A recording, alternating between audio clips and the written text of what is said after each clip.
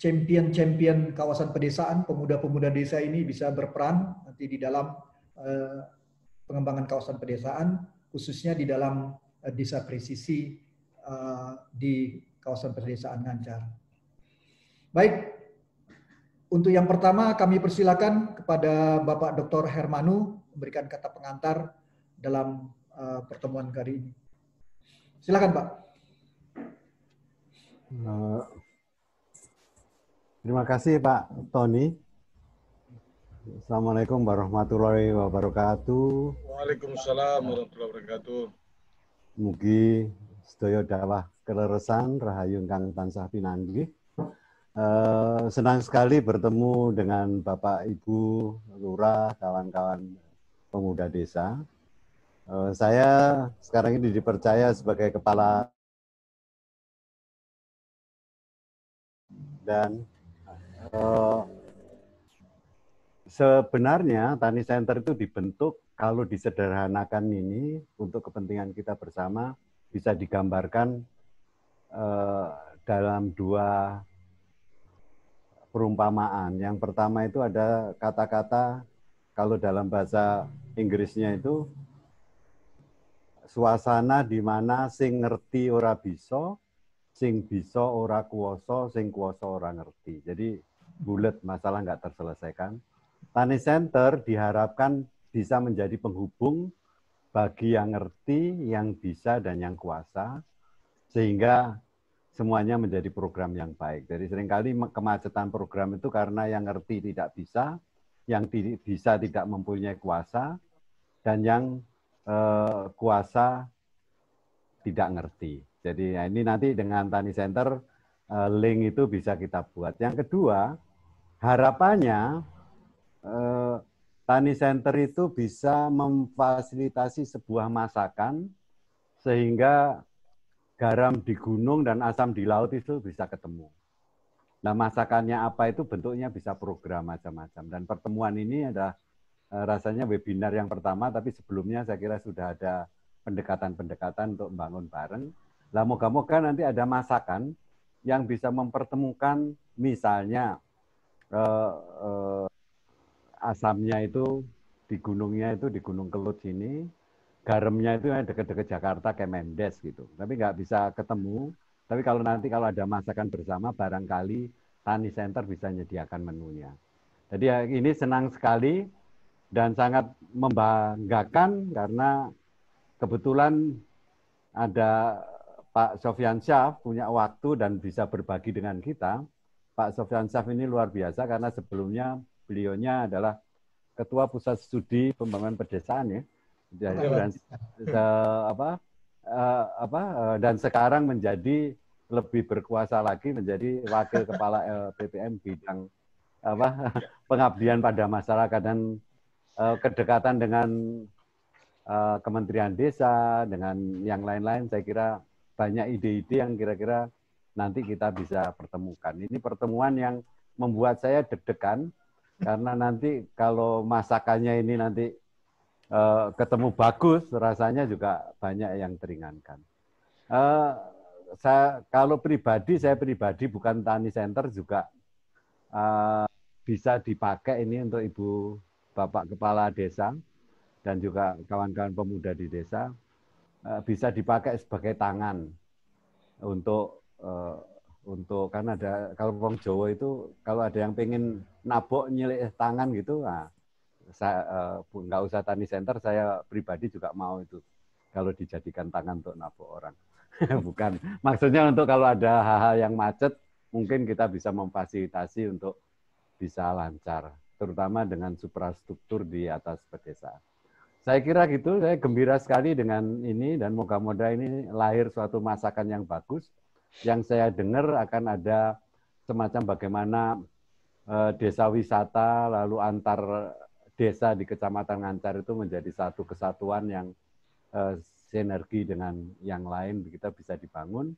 Dan sekarang itu kalau semuanya nanti digabung dengan masa kekinian, dengan digital, dengan desa presisi, dengan drone, dengan apa, informasinya jadi lebih jelas. Saya kira itu dari saya, Pak Tony, Pak Sofyan, dan Ibu Bapak lurah yang saya hormati, kawan-kawan desa. Semoga kita lancar, diberkahi, selamat, semoga tetap sehat, penuh semangat, dan selalu memilih bahagia. Demikian, nuwun. Assalamualaikum warahmatullahi wabarakatuh.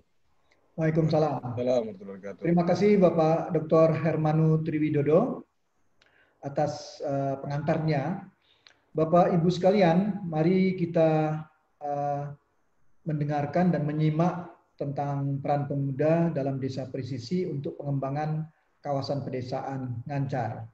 Sebelum dimulai, saya ingin menyampaikan dulu riwayat atau biodata singkat Bapak Dr. Sofyan Saf. Ya. Dr. Sofyan Saf, SPT MSc ini lahir di Kendari 13 Oktober 1978. Sehari-hari menjadi dosen di Departemen Sains, Komunikasi, dan Pengembangan Masyarakat, Fakultas Ekologi Manusia IPB University. Beliau kini adalah Wakil Kepala LPPM, Lembaga Penelitian dan Pengabdian pada Masyarakat, bidang pengabdian pada masyarakat. Sebelumnya beliau adalah Kepala Pusat Studi Pembangunan Pertanian dan Pedesaan LPPM IPB tahun 2007 sampai 2020. Pak Sofyan Saf banyak mendalami soal desa presisi, beberapa tulisan ada menjadi tulisan di buku, kemudian juga ada di media-media massa. Nah, saya juga menyampaikan kepada Bapak Dr. Sofyan Saf bahwa kawasan pedesaan Ngancar ini ini yang kedua kalinya kita memfasilitasi dalam rangka pengembangan tersebut, Pak Sofyan. Kawasan pedesaan Ngancar ini fokusnya mau ke desa wisata. Kemudian sebelumnya sudah difasilitasi dengan baik oleh teman-teman KRKP, Kedaulatan Rakyat untuk forum untuk kedaulatan pangan, ya sudah dimulai. Kami dari Tani Center mencoba menjadi hub, atau Pak Hermanu bilang bagaimana membuka sekat-sekat sehingga kawasan pedesaan Ngancar 10 desa di kaki Gunung Kelut ini bisa dikembangkan dengan baik. Nah, pada hari ini kita ingin mendapatkan gambaran lebih luas, ya, bagaimana desa presisi bisa diperankan oleh pemuda-pemuda desa dalam rangka perencanaan pembangunan kawasan pedesaan di kawasan pedesaan Ngancar. Jadi ini yang perkembangannya Pak Dr. Sofyan Saf. Mudah-mudahan Pak Dr. Sofyan Saf bisa menyampaikan nanti sehingga ada gagasan-gagasan baru yang bisa kita kembangkan di dalam pengembangan kawasan pedesaan Ngancar di Kabupaten Kediri. Itu pengantar dari saya yang akan memandu diskusi ini. Nanti setelah Pak Sofyan Saf, kami sangat berharap para pemuda sebagai champion-champion di desa ini nanti, dan kebetulan Pak Dr. Sofyan Saf ini kepala desa di kawasan Ngancar ini ada 2 orang perempuan, Ibu. Oh iya Pak. Oh iya. Kalau salah 2 orang ya Pak ya. Luar biasa. 2 dia, kemudian saya kepala desa atau yang mewakili hadir pada hari ini sehingga kita bisa bikin perencanaan yang baik dalam proses tersebut. Saya persilakan kepada Bapak Dr. Sofyan Saf untuk menyampaikan penjelasan-penjelasan tentang peran pemuda dalam desa presisi untuk pengembangan kawasan pedesaan Ngancar. Silakan Pak Sofyan. Baik, terima kasih Pak Tony, Pak Hermanu, Pak Tony yang saya hormati. Beliau ini berdua adalah guru saya. Saya banyak belajar tentang desa dan pertanian, tentang bagaimana mendedikasikan diri kepada orang-orang desa, ilmu berpihak kepada orang kecil. Jadi Pak Hermanu banyak sekali yang saya belajar dengan beliau, dan juga Pak Tony. Pak Tony ini adalah pembimbing saya, guru saya. Jadi mohon maaf nanti jika ada kesalahan-kesalahan teknis yang bisa saya sampaikan, nanti bisa dikoreksi oleh Bapak Ibu sekalian. Juga teman-teman dari Tani Center yang saya hormati, para kepala desa se-Kecamatan Ngancar 10 desa, kemudian juga para pemuda-pemudi yang hadir di diskusi kita kali ini, diskusi webinar mengenai peran pemuda desa dalam membangun kerjasama antar desa berbasis desa presisi.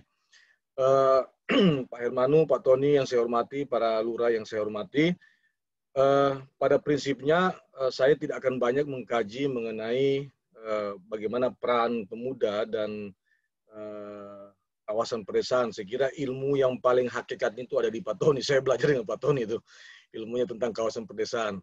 Kalau peran pemudanya saya kira sudah jelas bahwa tidak ada lagi yang bisa kemudian membangun desa, tidak bisa lagi kemudian mendevelop potensi sumber daya alam desa, kecuali adalah seorang pemuda.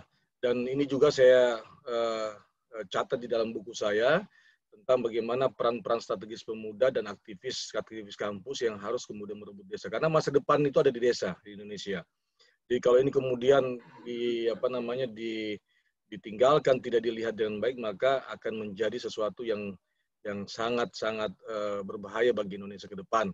Juga saya kira salah satu fungsi peran dan penting pemuda juga adalah etos dan semangat juangnya yang kemudian tidak dimiliki oleh para orang-orang tua kita. Jadi kehadiran para pemuda-pemudi dari kawasan Ngancar ini adalah kawasan pedesaan Ngancar, sesuatu hal yang saya sangat senang diberikan kesempatan untuk berbagi pengetahuan. Pak Tony, saya bisa share Pak Tony ya?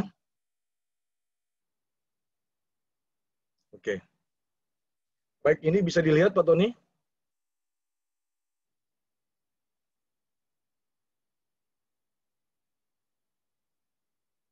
Bisa Pak. Apa ya? Oke, baik. Terima kasih. Jadi saya lebih menekankan nanti terkait dengan data desa presisi, sebagaimana berbasis data desa presisi. Jadi data desa presisi ini adalah satu inovasi kawan-kawan sebenarnya menjawab kegelisahan terkait dengan perencanaan yang kemudian tidak memberikan implikasi terhadap output outcome yang kemudian diragukan oleh banyak pihak. Padahal desa tidak bisa disalahkan kalau menurut saya. Jadi beberapa waktu yang lalu, tepatnya di akhir tahun 2019 ya, Presiden pernah menyampaikan bahwa sudah ratusan triliun kemudian turun ke desa, kemudian yang terjadi adalah belum adanya perbaikan ekonomi desa, dan juga yang terjadi sekarang adalah Gini Indeks desa semakin mendekati Gini Indeks Indonesia. Artinya hampir merata, angka kesenjangan di desa semakin tinggi. Satu ironi, karena dana desa kemudian hadir dan tidak memberikan kontribusi bagi kesejahteraan. Ini satu fenomena tersendiri yang kami sadari bahwa tidak bisa kemudian sepenuhnya disalahkan desa, karena desa adalah ruang yang kemudian bisa berdaulat, bisa kemudian berdiri dengan kakinya sendiri, dengan supporting dari supra desa, jika saja diberikan kewenangan-kewenangan teknis, kewenangan-kewenangan substansi, dan kewenangan strategis untuk dilakukan oleh orang desa. Juga data desa presisi ini kami lahirkan satu inovasi didasarkan dengan sebenarnya perjalanan riset saya bersama Pak Tony dan Pak Lala di saat dulu sebelum Undang-Undang Desa tahun 2014 diterbitkan, kemudian tahun 2005-2006 ketika saya menjadi asisten Pak Tony dan Pak Lala, itu kita melakukan satu studi tentang kawasan pedesaan. Mungkin Pak Tony masih ingat, di beberapa tempat yang terbagi di wilayah timur, tengah, dan barat. Kemudian lahirlah Permendagri nomor 29 atau 28 Pak, yang buku merah putih itu distilahkan. Pak Marhaban selalu mengatakan itu adalah peraturan Menteri Dalam Negeri tentang pengembangan kawasan berbasis PKPBM, pengembangan kawasan pedesaan berbasis masyarakat, yang merupakan cikal bakal bab 9 dalam Undang-Undang Desa. Nah, tersisa pertanyaan besar kemudian ketika saya diajarkan oleh Pak Tony dan Pak Lala, bahwa kekuatan kawasan pedesaan itu letaknya adalah bagaimana mengkonsolidasi ekonomi desa, karena tidak bisa kemudian desa kalau kita ingin bersanding dengan korporasi-korporasi, kemudian kita ingin berdiri sama rata, duduk sama rendah dengan korporasi, kita tidak bisa kemudian melakukan karena kita tidak punya hitungan-hitungan presisi terkait dengan kekuatan potensi ekonomi kita. Untuk itu kegundahan hati saya kemudian dan pikiran saya menghantarkan saya kemudian mencari tahu ini apa problem yang kemudian terjadi ketika kita tidak memiliki data yang kuat di desa. Adapun data yang kita miliki adalah potensi desa, itu tidak serta-merta kemudian menjawab apakah kemudian potensi yang ada di desa itu bisa tergambar dengan baik. Nah, pada tahun 2013 saya kedatangan tamu, ya, teman lama, teman demonstran waktu 98. Kemudian dia dari Jerman datang ke PSP3. Pada saat itu saya masih menjabat sebagai sekretaris pusat. Kemudian kami berdiskusi panjang, lalu dia mengatakan dia lagi melakukan riset tentang ekologi Kalimantan, terutama terkait dengan ekstraksi tambang yang kemudian luar biasa di Kalimantan. Lalu kemudian dia ingin memotret dengan penggunaan citra presisi tinggi menggunakan drone. Pada saat itu saya belum tahu apa itu barang makhluk yang bernama drone tahun 2013. Lalu kemudian saya coba berdiskusi panjang, kemudian saya juga menyampaikan apa kerja-kerja yang saya lakukan di lembaga penelitian. Lalu kemudian saya menyampaikan bahwa kekurangan kami adalah ketika membangun kawasan perdesaan, tidak serta-merta mampu untuk melahirkan satu kontekstualisasi potensi yang real di lapangan, karena kita tidak bisa mempercayai data yang kemudian dihasilkan selama ini. Karena data yang resmi dari pemerintah juga tidak bisa kita kemudian percayai dengan baik. Kemudian saya mengatakan, ada nggak satu metode untuk melihat real landscape desa? Lalu kemudian dia perlihatkan saya hasil citra drone-nya yang sebenarnya pada saat itu hanya berupa pitch gambar, ya, belum mampu untuk dikawinkan di dalam program ARGIS, ya. Kemudian saya lihat peta itu saya minta, kemudian saya panggil staf peneliti yang ada di PSP3, bisa nggak kemudian citra ini kemudian dimasukkan ke dalam ARGIS, kemudian itu diukur sebagai pengganti citra. Nah, ternyata bisa. Lalu kemudian kita terus mengembangkan dan kemudian menemukanlah satu pendekatan yang kemudian kami sebut dengan drone participatory mapping. Nah, ceritanya demikian. Kemudian kita kita kembangkan lagi, tidak hanya sekedar memahami citra, tapi juga bagaimana memotret dengan precision kondisi rumah tangga atau keluarga yang landscape-nya adalah landscape pemukiman. Jadi setiap sesuatu yang ada di permukaan desa, maka kita bisa memahami dengan baik sejauh mana kemudian bisa digali dengan baik. Nah, untuk itu kita kembangkan lagi kemudian menjadi satu prototipe sensus partisipatif yang melibatkan pemuda desa. Satu rukun warga kemudian terlibat, di dalamnya 5 pemuda desa. Kemudian di dalam proses pengambilan citra kita melakukan diskusi, kemudian melakukan pemetaan secara bersama-sama. Nah, akhirnya kemudian lahirlah satu komplisitas pendekatan yang kita masukkan ke dalam kegiatan-kegiatan yang terkait dengan data desa presisi ini. Baik Pak Tony dan Pak Hermanu yang saya hormati dan para lurah, ini adalah tulisan saya 2 bulan yang lalu dimuat oleh Kompas tanggal 22 tahun ini.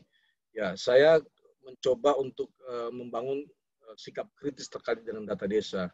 Background-nya adalah pada saat itu lurah-lurah atau kepala-kepala desa itu disibukkan dengan verifikasi DTKS, data tunggal kesejahteraan sosial, yang milik Kemensos, yang kemudian digunakan untuk mentransfer bantuan sosial, ya, atau bantuan langsung tunai BLT. Ironinya kemudian banyak, tidak sedikit kemudian mereka yang mendapatkan telah meninggal atau kemudian sudah memiliki kekayaan yang sebenarnya tidak lagi kemudian layak untuk menerima bantuan. Nah, background itu kemudian saya ambil untuk kemudian dengan konteks COVID, ya, maka seharusnya kita bisa kemudian mencermati dengan baik mengapa kemudian problematika data sudah 73 tahun Indonesia merdeka, ya, ini tidak bisa terselesaikan dengan baik. Ya. Jadi jawabannya adalah karena mungkin satu adalah desa tidak diberikan kewenangan untuk mengkonstruk datanya sendiri. Atau juga bisa jadi pemerintah belum terlalu yakin kepada pemerintah desa atau yakin kepada pemuda desa untuk kemudian membangun datanya sendiri. Jadi anasir itu kemudian saya kembangkan lebih lanjut lagi ingin mengatakan bahwa kalau demikian halnya, ya, kemajuan teknologi dan hadirnya universitas-universitas di segala penjuru Nusantara ini tidak ada maknanya apa-apa. Padahal kalau kita mempelajari di bangku kuliah tentang metodologi penelitian atau bagaimana metode pengambilan data yang tepat, maka sebenarnya ini bisa dilakukan oleh pemuda-pemuda desa kita, bisa dilakukan oleh pemerintah desa kita. Nah, seharusnya sebenarnya pemerintah tidak perlu capek-capek mengeluarkan uang, ya, uang puluhan triliun ya, untuk kemudian menggali data, lalu kemudian mengambil data, disimpan di pusat, kemudian tidak didistribusikan ke desa. Berikanlah desa dengan kemajuan teknologi sekarang, ya ada digitalisasi, kemudian internet juga sudah masuk desa. Ini sangat mempermudah sebenarnya untuk mengkolek data di tingkat desa.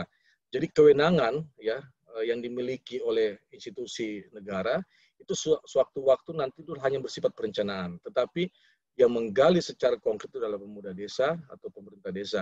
Ini saya meyakini kenapa? Karena teknologi itu selalu kemudian mendorong ke dalam perubahan-perubahan yang substansi dan signifikan di dalam sebuah tatanan masyarakat. Ini materi perubahan sosialnya dari Pak Tony yang saya ambil. Nah, tulisan ini kemudian sebenarnya berangkat dari satu pertanyaan besar bagi kami. Bagaimana sebenarnya pembangunan ya yang layak itu, ya pembangunan yang layak itu bisa terukur dan bisa kemudian terjemahkan dengan data yang ada. Jadi harapannya sebenarnya semua pendekatan harusnya basicnya adalah ilmu pengetahuan dan kemudian adalah inovasi. Nah, ilmu pengetahuan dan inovasi itu terangkum di dalam pembacaan data. Jadi kalau data kita tepat, maka sebenarnya tujuan pembangunan kita juga bisa tercapai dengan baik. Nah, saya mengambil ada 2 tujuan pembangunan kita di Indonesia itu, yaitu mensejahterakan masyarakat dan mencerdaskan kehidupan bangsa. Sekarang orang bertanya-tanya, bagaimana cara mensejahterakan masyarakat dan mencerdaskan kehidupan bangsa? Di dalam undang-undang, ya, Undang-Undang Dasar Negara Republik Indonesia pasal 28, ini dengan tegas sebenarnya sudah dinyatakan bahwa ada 5 aspek untuk mewujudkan kesejahteraan masyarakat dan mencerdaskan kehidupan bangsa, yaitu aspek sandang, pangan, dan papan, aspek pendidikan dan kebudayaan, aspek kesehatan, pekerjaan, dan jaminan sosial, aspek kehidupan sosial dan perlindungan hukum dan HAM, serta aspek infrastruktur dan lingkungan hidup. Seluruh aspek ini, sebenarnya ini bisa kita kemudian potret dari tingkat desa. Jadi kita tidak butuh lagi sebenarnya sesuatu yang kemudian abstrak dalam mewujudkan kesejahteraan masyarakat dan mencerdaskan kehidupan bangsa. Undang-Undang Negara Republik Indonesia pasal 28 itu dengan tegas, Undang-Undang Dasar ini dengan tegas menyatakan bahwa kesejahteraan rakyat adalah jaminan hak yang perlu dimiliki oleh setiap warga Indonesia. Nah, 5 aspek ini kemudian digambarkan di dalam pasal 28 tentang kesejahteraan rakyat tersebut. Nah, kalau kita melihat lebih rigid lagi, seluruh aspek-aspek yang diatur di dalam Undang-Undang Negara Republik Indonesia pasal 28 ini membutuhkan data desa presisi. Dan data desa presisi ini, ya, ini harus dimulai dari desa. Lingkup pemerintahan terkecil, ya, di mana pelayanan publik ada di dalamnya, ya, dan di mana kemudian pemerintah, ya, melalui pemerintah desa itu bisa bersentuhan langsung, ya, dengan warganya. Jadi luar biasa sekali desa itu sesungguhnya. Hanya tidak dioptimalkan dengan baik. Dan 2 adalah hanya bisa dicapai data desa presisi dengan berbasis ilmu, pengetahuan, riset, teknologi, dan inovasi. Nah, dengan demikian, dalam rangka mensejahterakan masyarakat dan mencerdaskan kehidupan bangsa, ini sangat membutuhkan data desa presisi. Satu yang kemudian juga yang menarik ketika saya bertemu dengan teman, ya, kemudian diberikan satu buku dokumen yang menarik. Ini mudah-mudahan bisa dilihat. Ini dokumen yang sangat tua, ya, yang kemudian dipakai oleh pemerintahan Soekarno pada saat itu, ya, di awal-awal berdirinya pemerintahan ini, yang kemudian Bung Karno itu mengumpulkan 513 para cendekia Indonesia dari Sabang sampai Merauke. Dikumpulkanlah kemudian untuk merumuskan bagaimana pembangunan semesta berencana. Ya. Nah, pembangunan semesta berencana yang kemudian di dalam dokumen ini, dengan tegas di halaman 41, dia menyatakan bahwa kita tidak kemudian mampu untuk membangun, ya, bangsa ini kalau kita berangkat dari angka taksir. Nah, di sini dinyatakan di halaman 41 dalam buku ini. Nah, angka-angka taksir itu yang akan membuat pembangunan ini serba tipu-tipu. Dengan demikian, ya, kita membutuhkan angka yang pasti. Hanya saja di dalam buku dokumen ini tidak jelas memang bagaimana kemudian pendekatan untuk menghasilkan data yang pasti itu. Nah, padahal dalam pembukaannya juga di dalam pasal tentang pembangunan, ya, di sini disebutkan bahwa pasal 4 tentang pembangunan, dia menegaskan bahwa pembangunan nasional semesta berencana itu adalah pembangunan yang harus berlandaskan pembangunan tata perdesaan yang demokratis, ya, atau democratic rural development yang merata dan berencana sebagaimana salah satu landasan dalam pelaksanaan pembangunan nasional semesta berencana. Kemudian yang ketiga, poin penting juga adalah pembangunan itu harus kemudian menyapa warga yang dibasis rukun kampung atau rukun warga. Disebutkan di sini. Ya. Nah, 3 komponen itulah kemudian sebelum saya membaca ini sebenarnya itulah yang kemudian saya pikirkan bersama kawan-kawan. Bagaimana data ini kita hasilkan terbaca sampai tingkat RW. Ya. Karena menurut ilmunya Pak Profesor Condro, ya guru kami juga, bahwa pembangunan yang sesungguhnya terjadi itu di tingkat sodality. Nah, sodality orang berargumen teritorialnya ada dusun atau kemudian rukun warga misalnya. Nah, kami kemudian membasiskan data di tingkat rukun warga untuk memberikan gambaran utuh tentang desa.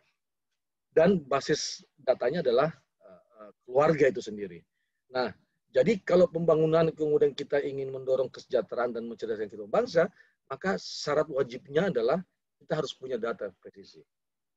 Baik, nah bagaimana dengan ketersediaan data di Indonesia? Data di Indonesia ini adalah masalah data, ya, terjadi di desa-desa kita. Mumpung ada Pak Lurah-Lurah di sini, nanti kita saling cross check. Sebab saya sudah jalan di beberapa desa, ya, dari Sabang sampai Merauke, kemudian saya simak kemudian data-data desanya, saya simak peta-peta desanya. Nampaknya memang perlu diragukan peta dan data tersebut. Nah, ini yang kemudian kita inventaris, apa sih masalah data yang dihadapi oleh desa? Yang pertama adalah warga desa selalu ditempatkan sebagai objek dalam penyusunan dan pengelolaan data desa. Kali ini kita menghadapi satu pendataan nasional, sensus, ya, sensus penduduk sekarang, ya. Kita sudah lagi berlangsung sensus penduduk, ya. Lagi-lagi kemudian sensus penduduk adalah warga kita ditempatkan sebagai objek, ya, objek dalam data, ya. Tapi tidak pernah kemudian warga didevelop, ya, paling minimal keterwakilan warga di tingkat RW atau tingkat RT itu dijadikan sebagai subjek dalam penyusunan pengelolaan data desa. Nah, ini problem pertama. Problem kedua adalah kurangnya kreativitas dalam pendekatan penyusunan dan pengelolaan data desa. Padahal di perguruan tinggi tentang metodologi pengambilan data ketika kita melakukan riset ini telah banyak diajarkan. Ya, sebenarnya tidak susah-susah banget. Ya, kalau kita mau mentransformasi pengetahuan tentang metodologi pengambilan data di tingkat desa. Ya, tetapi, ya, karena itu tidak pernah tersentuh dengan baik, tidak ada media yang menyambungkan antara ilmu yang dihasilkan oleh perguruan tinggi, ya, dan ilmu yang dihasilkan oleh masyarakat itu tidak pernah disambungkan. Nah, seharusnya, ya, kita mampu untuk membangun kreativitas dalam pendekatan penyusunan dan pengelolaan data desa. Tapi faktanya seperti ini, kita memiliki kreativitas yang kurang dalam pendekatan penyusunan dan pengelolaan data desa. Yang ketiga adalah ini yang menarik sebenarnya, minimnya akses data, khususnya data desa berbasis spasial. Satu-satunya lembaga yang bisa mengeluarkan data spasial adalah BIG, Badan Informasi Geospasial. Ya, tetapi data yang dihasilkan oleh BIG itu tidak sampai bisa mampu melihat secara jelas presisi desa. Ya. Jadi tidak mampu melihat tingkat keakurasian yang tinggi ke desa. Dia hanya mampu melihat di tingkat kabupaten, kalaupun juga syukur-syukur kalau dalam kota adalah kecamatan. Ya. Tapi menyentuh wilayah desa secara presisi itu tidak mudah. Ya. Bahkan resolusinya, kalau kita pakai resolusi Google Earth misalnya, yang kemudian akses datanya gratis, citra datanya gratis, itu adalah 40 meter. Kalau kita pakai Quidbird, ya, itu 40 cm. Nah, kalau kita pakai teknologi inovasi sekarang, ya, dengan drone, kita bisa menghasilkan citra desa itu adalah resolusinya 5 cm dengan ketinggian 200 meter. Jadi dia terbang 200 meter, dia bisa terlihat 5 cm permukaan yang ada di desa. Nah, akses datanya minim, yang hanya dimiliki oleh Badan Informasi Geospasial, yang kalau kemudian kita minta sangat lama sekali, ini sebenarnya dengan teknologi drone kita bisa menghasilkan setiap waktu. Terserah dan tergantung dari kebutuhan kita. Kapanpun kita mau terbangkan, kita bisa memperoleh data desa yang terkini. Kemudian yang ketiga adalah rendahnya sumber daya aparat desa. Ini kami yakini dan kami tidak bisa pungkiri bahwa pengurus desa, ya, baik pengurus yang di tingkat RW, RT sampai dengan pengurus desa, ini perlu kemudian capacity building. Perlu kemudian kita bersama-sama bertukar informasi dan pengetahuan untuk saling mengisi, ya, pengetahuan yang ada di kampus dan pengetahuan yang ada di orang-orang desa. Nah, artinya apa? Kalau itu bertemu, maka secara otomatis peningkatan sumber daya manusia ini bisa kemudian berkembang dengan baik atau tumbuh dengan baik. Dan yang terakhir adalah umumnya data desa disusun dan diolah secara manual. Saya yakin-yakinnya, ya, masih banyak desa yang kemudian datanya dalam bentuk dokumen monografi desa di dalam bentuk buku. Kemudian kalau kita pergi ke desa, kita melihat kemudian peta desa, padahal itu sketsa desa. Nah, itu penyusunan-penyusunan itu sangat manual. Padahal kemajuan teknologi itu sangat mempermudah desa mengakses, ya, informasi dan bagaimana mengakses data-data yang bisa diolah secara digital. Ya. Nah, masalah-masalah ini yang perlu kemudian diselesaikan, saya kira. Nah, kami menginventaris ada 5 masalah ini yang dihadapi desa. Tetapi sebenarnya ini bisa dilakukan dan bisa diselesaikan di tingkat desa. Nah, akibatnya apa ketika ada masalah tersebut? Ya, boleh kita berdiskusi Pak Lurah nanti bahwa akibat persoalan desa, ya, yang kemudian datanya seperti ini contoh kasus saja saya memperlihatkan bagaimana monografi data desa Ranca Bungur, ya, yang kalau kita masuk desa setiap waktu kita lihat papan monografi, ya, kemudian tidak pernah diganti dari tahun ke tahun, dari kades ke kades, ya kan. Juga kita lihat biasanya ini sketsa ini disebut desa Petat Punggul, tapi ini adalah sketsa. Nah, kalau begini kondisinya, maka sangat benar bahwa perencanaan kita, ya, itu tidak akan pernah menuju kepada perencanaan yang tepat, ya, perencanaan yang presisi. Sebab data yang kita diberikan itu data yang tidak pernah terupdate, kemudian peta yang tidak bisa menggambarkan secara utuh tentang potensi desa kita. Nah, akibatnya apa? Ini sangat menentukan baik buruknya kualitas perencanaan di desa. Nah, akibatnya kemudian dari baik buruknya kualitas perencanaan desanya adalah pembangunan desa tidak terukur dan presisi. Dan tidak bisa kita pungkiri bahwa akan mengalami lost target. Nah, disinilah kemudian kami berpikir dibutuhkan satu data, ya, satu data yang kemudian bisa menggambarkan secara utuh, ya, dan akurat tentang desa itu sendiri. Bagaimana caranya? Nah, ini yang menarik. Bagaimana caranya? Nah, kita carilah kemudian satu pendekatan yang melibatkan masyarakat, kemudian tidak juga meninggalkan perkembangan teknologi, dan juga tidak menafikan bahwa kita butuh pengambilan informasi ke setiap individu-individu atau keluarga-keluarga yang ada di desa. Nah, apa itu data desa presisi? Data desa presisi adalah data yang memiliki tingkat akurasi dan ketepatan tinggi untuk memberikan gambaran kondisi aktual desa yang sesungguhnya. Ya. Kalau tadi, ya, kalau berdasarkan peta, ya, yang ditampilkan itu bukan peta sketsa, itu tidak bisa memberikan gambaran sepenuhnya. Land use-nya misalnya, berapa hektar rumahnya, berapa hektar sawahnya, kemudian berapa hektar lahan lahan bermain atau arena ruang publik, itu tidak bisa dengan sketsa tadi. Tetapi kalau kita kemudian masuk dengan data desa presisi ini, kita bisa mengetahui secara akurat berapa kemudian lahan pertanian hortikultur, palawija, kemudian berapa luas pekarangan, luas perumahan, berapa jumlah bangunan rumah yang ada di desa, dan seterusnya. Nah, tentunya data yang kita miliki ini diambil, divalidasi, dan diverifikasi oleh warga desa. Nah, kami melibatkan pemuda desa dalam hal ini. Kenapa kami melibatkan pemuda desa? Karena masih memiliki energi. yang bisa kemudian begadang bersama-sama, yang bisa kemudian memvalidasinya bersama-sama jika dibutuhkan.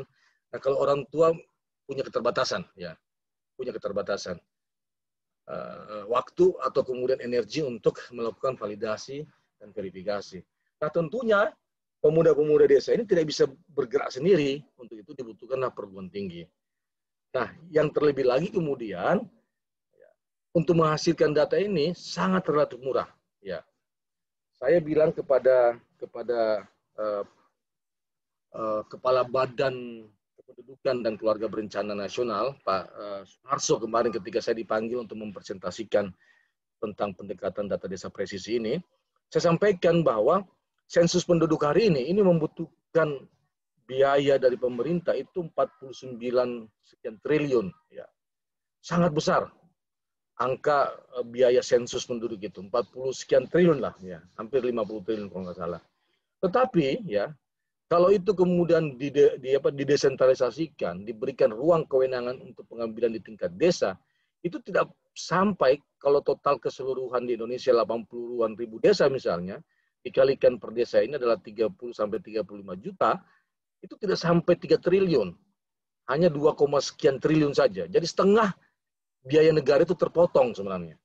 Mengapa? Karena kita mendesentralisasikan pekerjaan pengambilan data itu di tingkat desa. Tinggal kita kemudian membangun infrastruktur perangkat untuk menghubungkan antara desa dengan pusat atau desa dengan kabupaten, provinsi, tempat di mana desa itu berada. Nah, mengapa kemudian data desa dibutuhkan? Paling tidak adalah kualitas datanya, ya, presisi atau tidak presisi, ini menentukan keberhasilan dan kegagalan pembangunan desa. Orang-orang manajemen mengatakan bahwa perencanaan yang baik itu adalah berbasis data yang benar dan tepat. Nah, perencanaan yang baik dan benar akan menentukan implementasi, ya, dan keberhasilan kegiatan yang baik dan benar juga. Jadi data pembangunan atau perencanaan aktivitas sangat tergantung dari kualitas data itu sendiri. Yang kedua adalah data presisi menentukan ketepatan perencanaan, implementasi, dan monitoring evaluasi pembangunan desa. Yang ketiga, data presisi mampu memotret potensi desa secara detail. Saya bisa nanti memperlihatkan, ya, bagaimana kepadatan penduduk di desa, piramida penduduk di desa, bahkan kalau dengan data yang ada bisa kita ukur piramida di tingkat rukun warganya, kemudian kita bisa mengetahui penyakit-penyakit yang ada di basis RW, kemudian berapa jumlah makan, misalnya berapa kali makan setiap kepala keluarga, ada yang makan 2 kali, ada yang makan sekali, ada yang makan 3 kali, dan seterusnya. Kita bisa kemudian melihat semua itu. Kita juga bisa melihat bagaimana potensi palawijanya, potensi hortikulturnya, ada nggak kolam, ada nggak masjid berapa banyak, dan seterusnya. Juga kita bisa mampu melihat kondisi existing rumah tangga desa.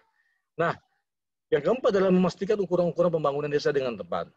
Maksudnya adalah, kalau kita punya ukuran-ukuran yang tepat, maka efisiensi dalam penggunaan dana, sumber dana pembangunan desa itu akan bisa terjadi. Dan tidak sia-sia kita melakukan pembangunan itu. Jikalau misalnya kita ingin menyelesaikan satu persoalan SDGs misalnya, tentang kemiskinan, tidak ada lagi kemudian warga yang miskin di desa tersebut. Kita tinggal memotret berapa kepala keluarga yang miskin. Itulah yang kemudian menjadi target kita. Siapa ada dalam data. Kita bisa menghitung itu semua. Kemudian, yang kelima adalah warga desa sebagai subjek. Nah, ini yang utama sebenarnya. Warga desa sebagai subjek dalam penyusunan dan pengelolaan data desa. Jadi, data itu kemudian tidak bolak-balik. Diambil dari desa, dibawa ke pemerintah, kemudian dibalikin lagi ke desa. Seharusnya pemerintah mengkolek kemudian data yang dimiliki oleh desa. Tetapi dengan catatan metodologi, ya, atau kaidah-kaidah ilmiah di dalam pengambilan data harus kemudian ditransfer kepada para pemuda desa atau aparat desa yang ada di desanya masing-masing. Nah, bagaimana kemudian menghasilkan data desa tersebut? Kami sebut adalah menghasilkan data itu membutuhkan pendekatan yang kami istilahkan dengan istilah drone participatory mapping. Nah, DPM ini sebenarnya adalah sintesis, ya, perkawinan 3 pendekatan. Pendekatan digital, pendekatan spasial, ya, yang kami kemudian gunakan melalui drone, mengambil datanya. Kemudian pendekatan sensus, ya, ini pendekatan sensus ini kita kemudian mengambil door to door setiap rumah, ya, informasi apa aja yang dalam satu rumah tersebut, Dan ini kemudian kita punya aplikasinya, ya. Ini dalam Android. Jadi sensus ini kita sudah pakai aplikasi namanya Berdesa Aplikasi. Nah, kami menggunakan teknologi aplikasi ini untuk memotret situasi dan kondisi yang ada di desa. Kemudian yang ketiga adalah partisipasi. Nah, partisipasi ini menarik Pak Hermanu dan Pak Tony. Saya belajar dari Pak Tony tentang PRA, Participatory Rural Appraisal, dan juga mempelajari tentang pemetaan partisipatif. Luar biasa kalau kita melakukan pemetaan partisipatif itu membutuhkan waktu yang sangat lama. Ya, apalagi kalau sudah sampai ratusan atau ribuan hektar lahan yang ada di desa. Padahal untuk menghasilkan data spasial yang presisi, ya, dengan menggunakan drone, ya, itu tidak perlu lagi kita membutuhkan waktu berbulan-bulan. Ya. Kita hanya bisa menghasilkan satu data, ya, misalnya 250 hektar itu selama 15 menit dalam proses pengambilan datanya. Padahal dulu kalau teknik partisipatif, pengambilan titik koordinat, waduh, lama sekali. Kita harus jalan keliling desa. Nah, dengan drone yang memiliki resolusi 5 cm, kita bisa mencapai, ya, sebanyak 250 hektar itu selama 15-20 menit. Ya, dengan menggunakan drone. Nah, inilah perkawinan yang kami maksud. Perkawinan DPN ini perkawinan antara pendekatan spasial, sensus yang dilakukan secara partisipatif, di mana warga desa terlibat dalam pengambilan data, dan proses penyusunan variabel-variabel yang ada. Dan yang ketiga adalah tadi, ruang partisipasi. Jadi sensus dan ruang partisipasi. Nah, kita menentukan batas desa bersama-sama, kita menentukan kemudian batas RW bersama-sama, kita menentukan kemudian variabel-variabel urgent dan penting, ya, yang kemudian kami masukkan ke dalam aplikasi, ya. Aplikasi itu kemudian memonitor kondisi desa. Kami sudah kemudian punya kurang lebih ketika menggali data sensus itu sudah puluhan desa, ya, sekitar 75 desa yang kemudian kita kawinkan variabel-variabelnya dengan data-data yang dimiliki oleh pemerintah. Kita hasilkanlah kurang lebih sekarang ada 113, tetapi kemarin ketika diskusi dengan beberapa teman-teman di desa Cilongok dan Bantarjati, Bantar Agung di Majalengka, ada kurang lebih sekitar 223, ya, variabel-variabel atau pertanyaan-pertanyaan yang kemudian bisa dijadikan sebagai data data dasar yang dimiliki oleh desa. Nah, dari pendekatan ini melahirkan 3 tipe data. Tipe data pertama adalah data citra dengan resolusi tinggi hingga 5 cm. Bisa nggak Pak Sofian 3 cm? Bisa. Kalau 3 cm kita harus turunkan daya jelajah terbangnya dari 200 menjadi 150 misalnya. Kedua adalah kita kemudian menghasilkan data numerik atau tabular dengan menggunakan Berdesa Aplikasi. Tadi saya tunjukkan bahwa kita sudah memiliki Berdesa Aplikasi, ya, untuk mensensus rumah tangga. Kemudian yang ketiga pengembangannya sekarang adalah kita lagi membangun aplikasi untuk data kualitatif. Nah, data kualitatif ini adalah pendekatan-pendekatan yang kita dapatkan di PRA, misalnya sejarah desa, kemudian kelembagaan, kemudian stratifikasi sosial, kemudian kemiskinan, ya, pengukuran. Ini kita lagi kembangkan data kualitatif ini dalam bentuk aplikasi. Nah, kira-kira seperti ini, ya. Kalau kita kemudian jumlah variabel atau pertanyaan yang kemudian kita ambil di tingkat keluarga untuk mengukur aspek kesejahteraan rakyat, kurang lebih data tabular atau numeriknya ada 113, kemudian data spasialnya 17. Bisa nggak bertambah? Sangat memungkinkan. Tetapi saya kira pertambahan itu kita sudah coba di puluhan desa, ya, dan terakhir kemarin verifikasinya juga di desa Bantar Agung dan Cilongok, ya, Banyumas. Nampaknya kemudian sudah jenuh, data-datanya hampir sama semua. Jadi kita kristalkanlah sekarang Berdesa Aplikasi itu dengan besok terakhir finalisasinya, ya, besok terakhir kita lakukan. Ya, kurang lebih sekitar 180 sampai 200-an pertanyaan yang bisa kemudian kita ajukan di dalam aplikasi tersebut. Nah, ini mekanisme proses drone participatory mapping. Kita ngambil landscape desa melalui drone, ya. kemudian bisa informasi demografi kita peroleh, infrastruktur, pertanian, pendidikan, fasilitas umum, kesehatan, pembuangan sampah. Lalu kemudian ini data-data citra ini disimpan di server, ya, server kami. Kemudian nanti juga di citra ini kita akan jadikan peta kerja untuk melakukan sensus partisipasi. Nanti saya tunjukkan contoh peta kerjanya dengan menggunakan aplikasi Merdesa. Kemudian data numerik atau tabularnya masuk ke server. Harapan kami nanti adalah kalau sudah banyak desa-desa akan menjadi big data desa. Nah, big data desa inilah kemudian dalam proses perencanaan sebenarnya kita sudah menginput data-data yang ada, maka perencanaan-perencanaan yang dilakukan oleh itu berbasis data semua. Artinya apa? Suatu waktu nanti kita lagi tidak melakukan musrembang, ini berbasis daftar keinginan orang. Jadi kita harus kemudian berpikir bahwa basis perencanaan desa adalah harus berbasis data, ya. Data apa? Data yang kemudian digali oleh orang desa sendiri.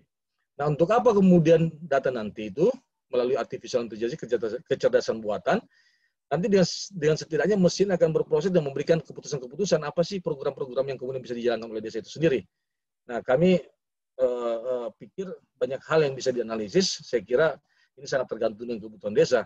Tetapi yang kami coba sekarang itu adalah bisa untuk menghitung indeks biodiversitas, pengangguran, analisis hidrologi, bisnis plan, pendudukan, nilai ekonomi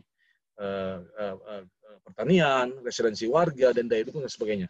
Sangat tergantung. Karena kenapa? Karena kita memiliki data yang sangat akurat dan bisa memberikan gambaran kondisi desa dan warganya. Nah, dengan demikian sebenarnya upaya kita ini adalah menuju big data desa sebenarnya.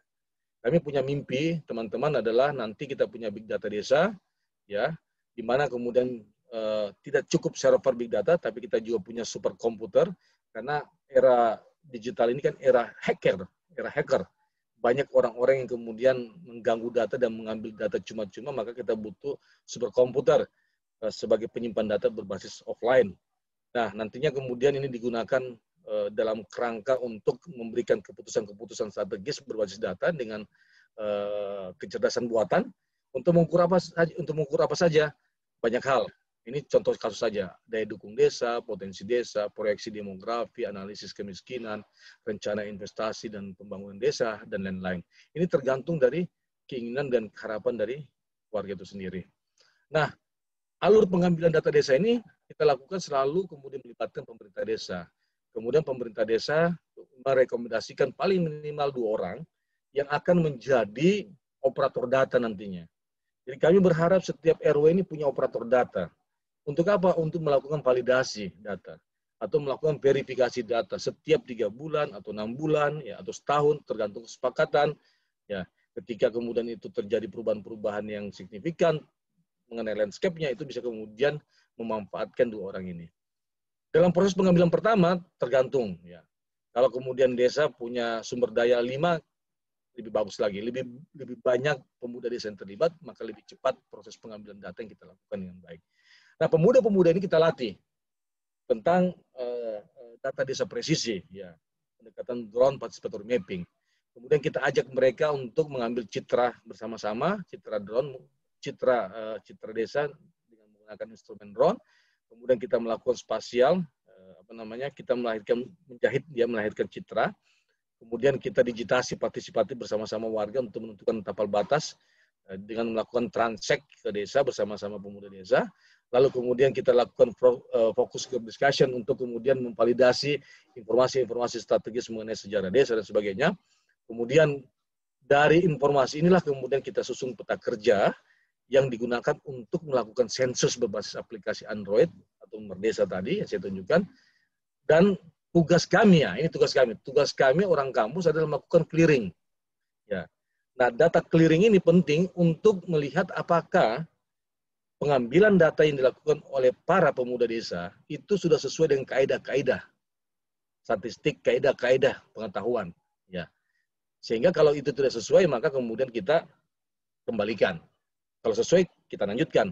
Atau kemudian untuk meng-clearing, ya, betul nggak bahwa data yang diisi itu sesuai dengan lokasi tempat pengambilan data yang sesungguhnya. Misalnya setiap rumah punya koordinat.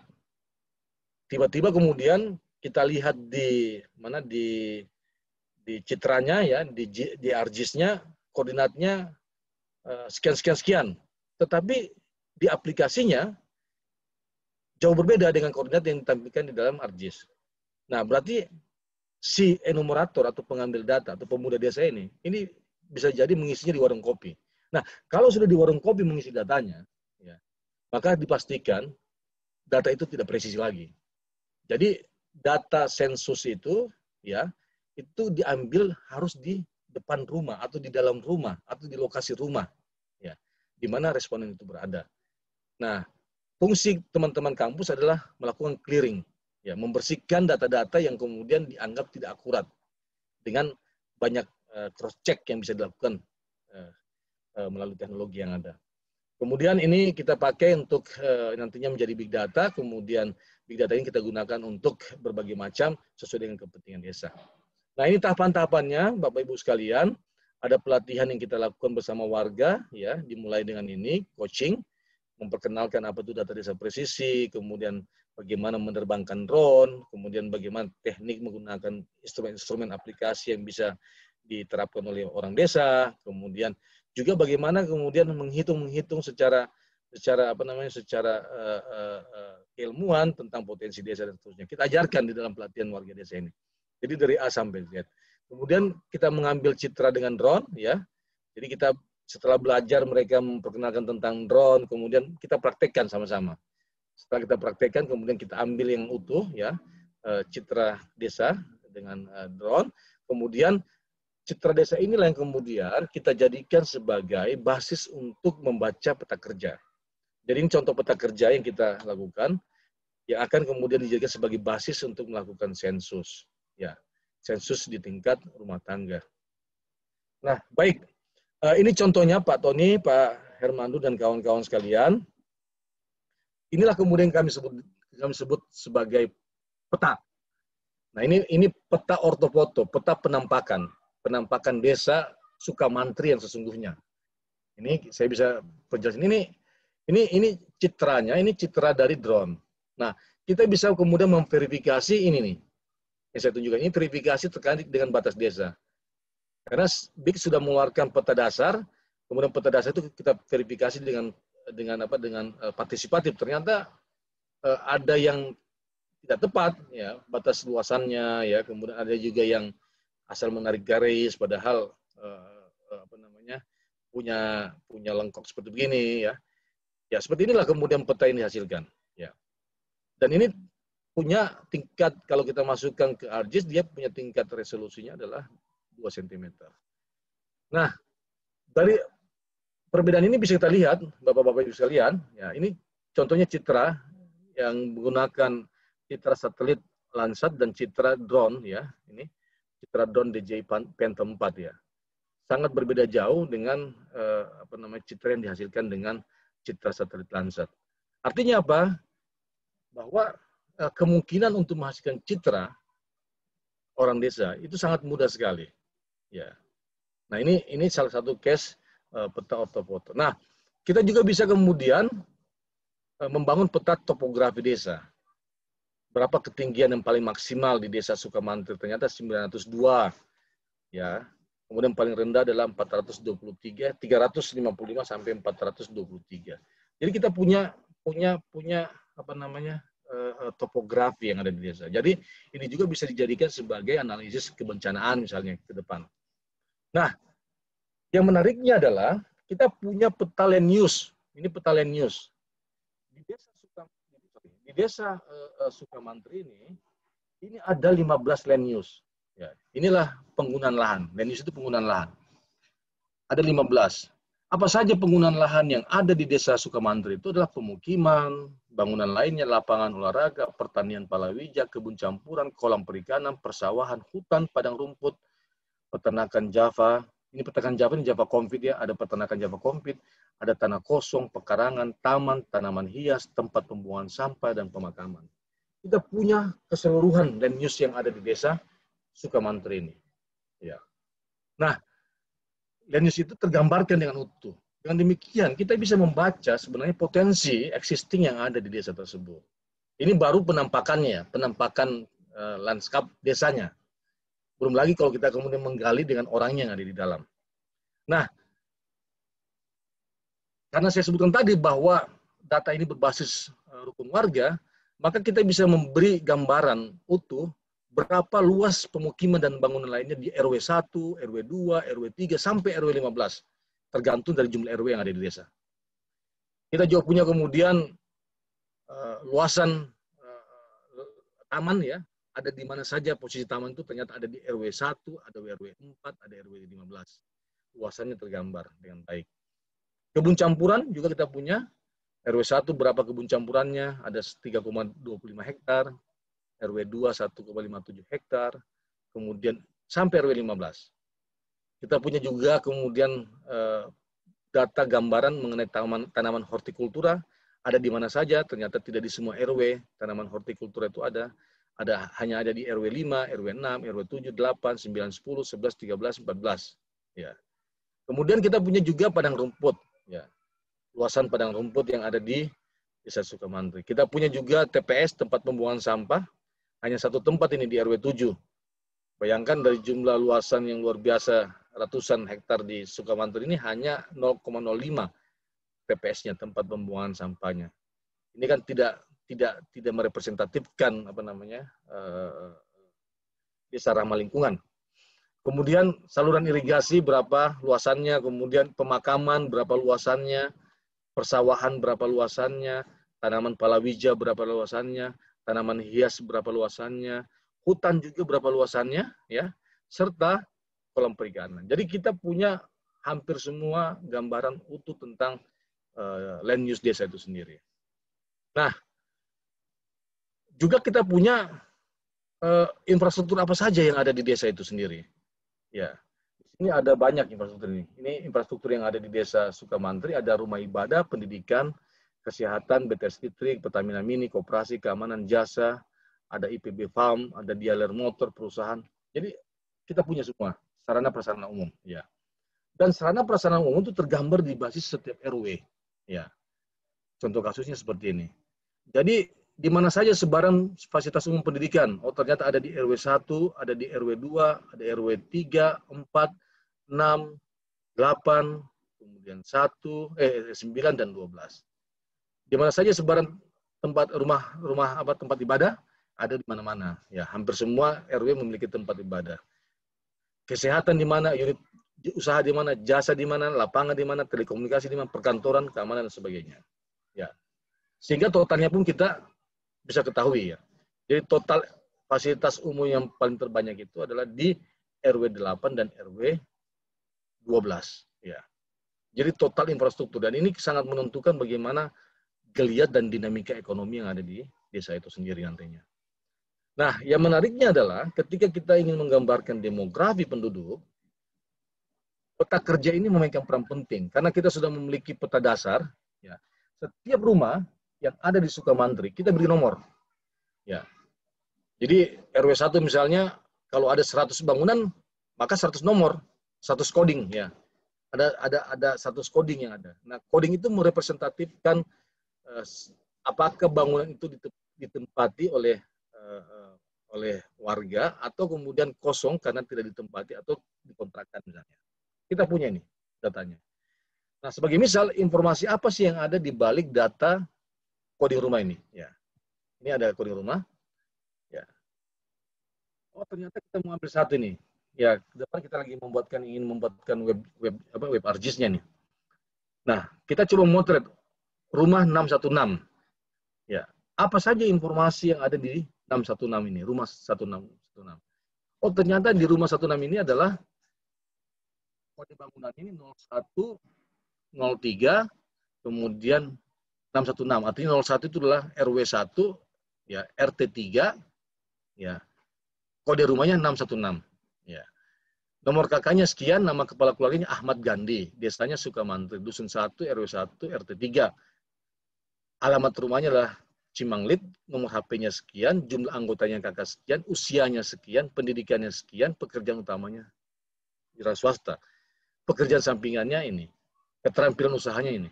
Nah, ada 113 informasi yang kita punya dalam satu rumah itu.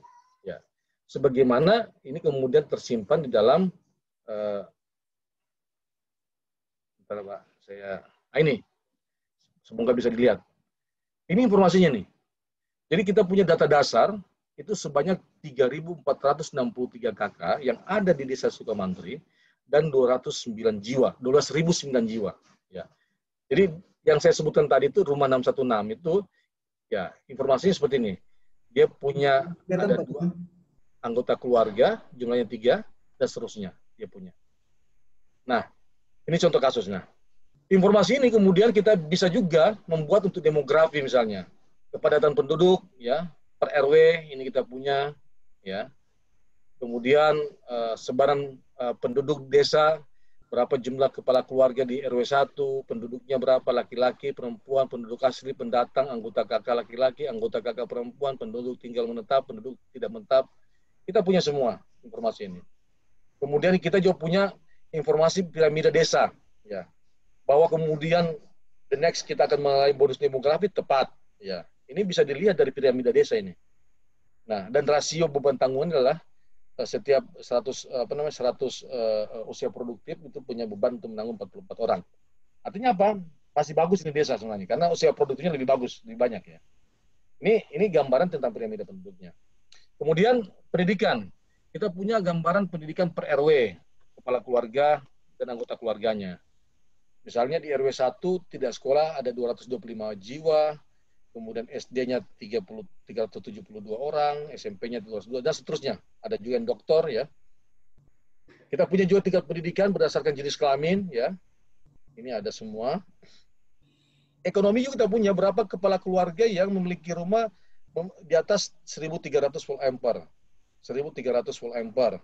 900, 450 tidak pakai PLN dalam hari ini mengambil dari tetangga. Kita punya semua jumlahnya. Ya.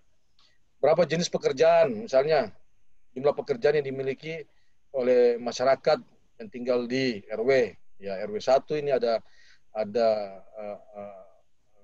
ART, ART itu asisten rumah tangga, BHL ini buruh harian lepas, kemudian bidan, perawat, kita punya semuanya, gambaran pekerjaan. Sumber pinjaman juga kita punya, apakah kemudian bank atau penggadaian koperasi, rentenir, tetangga atau kerabat atau keluarga tidak pernah meminjam juga kita punya. Basisnya adalah basis keluarga di setiap RW. Kemudian kita punya juga sebaran suku yang ada di Desa Sukamantri, ada suku Ambon, Arab, Bangka, Batak, Betawi, Bugis, ya, Flores, Jawa, Kalimantan, kita punya semuanya ini di setiap RW. Nah, kita juga punya bagaimana kondisi agraria pertanian ya. Agraria pertanian dan pangan ya. Di Sukamantri ini. Kita punya bagaimana berapa jumlah misalnya warga yang hanya sekali makan kepala keluarganya ya. Kebiasaan makannya hanya sekali atau 2 atau 3 atau di atas 3 ya. Di basis RW. Dan seterusnya kita punya juga menu makan yang dimakan oleh warga yang biasa setiap hari. Ada yang kemudian makannya semi lengkap, tidak lengkap. Per RW kita punya. Akses lahan pertanian juga kita punya ya di tingkat RW. Ini informasinya ada atau tidak ada akses pertanian di tingkat RW-nya di tiap warga. Kemudian kita punya juga status lahan tingkat rukun warga kita punya ya. Berapa yang kemudian tidak memiliki lahan, milik sendiri, garap, sewa ya. Bukti kepemilikan lahan juga kita punya. Apakah bukti kepemilikan lahannya ini adalah sertifikat kwitansi atau lainnya per RW. Kemudian kita punya jual luas kepemilikan lahan di tingkat RW ya, di atas atau sama dengan 1 hektar. Kemudian sama sekali tidak memiliki lahan. Ini ada semua kita punya.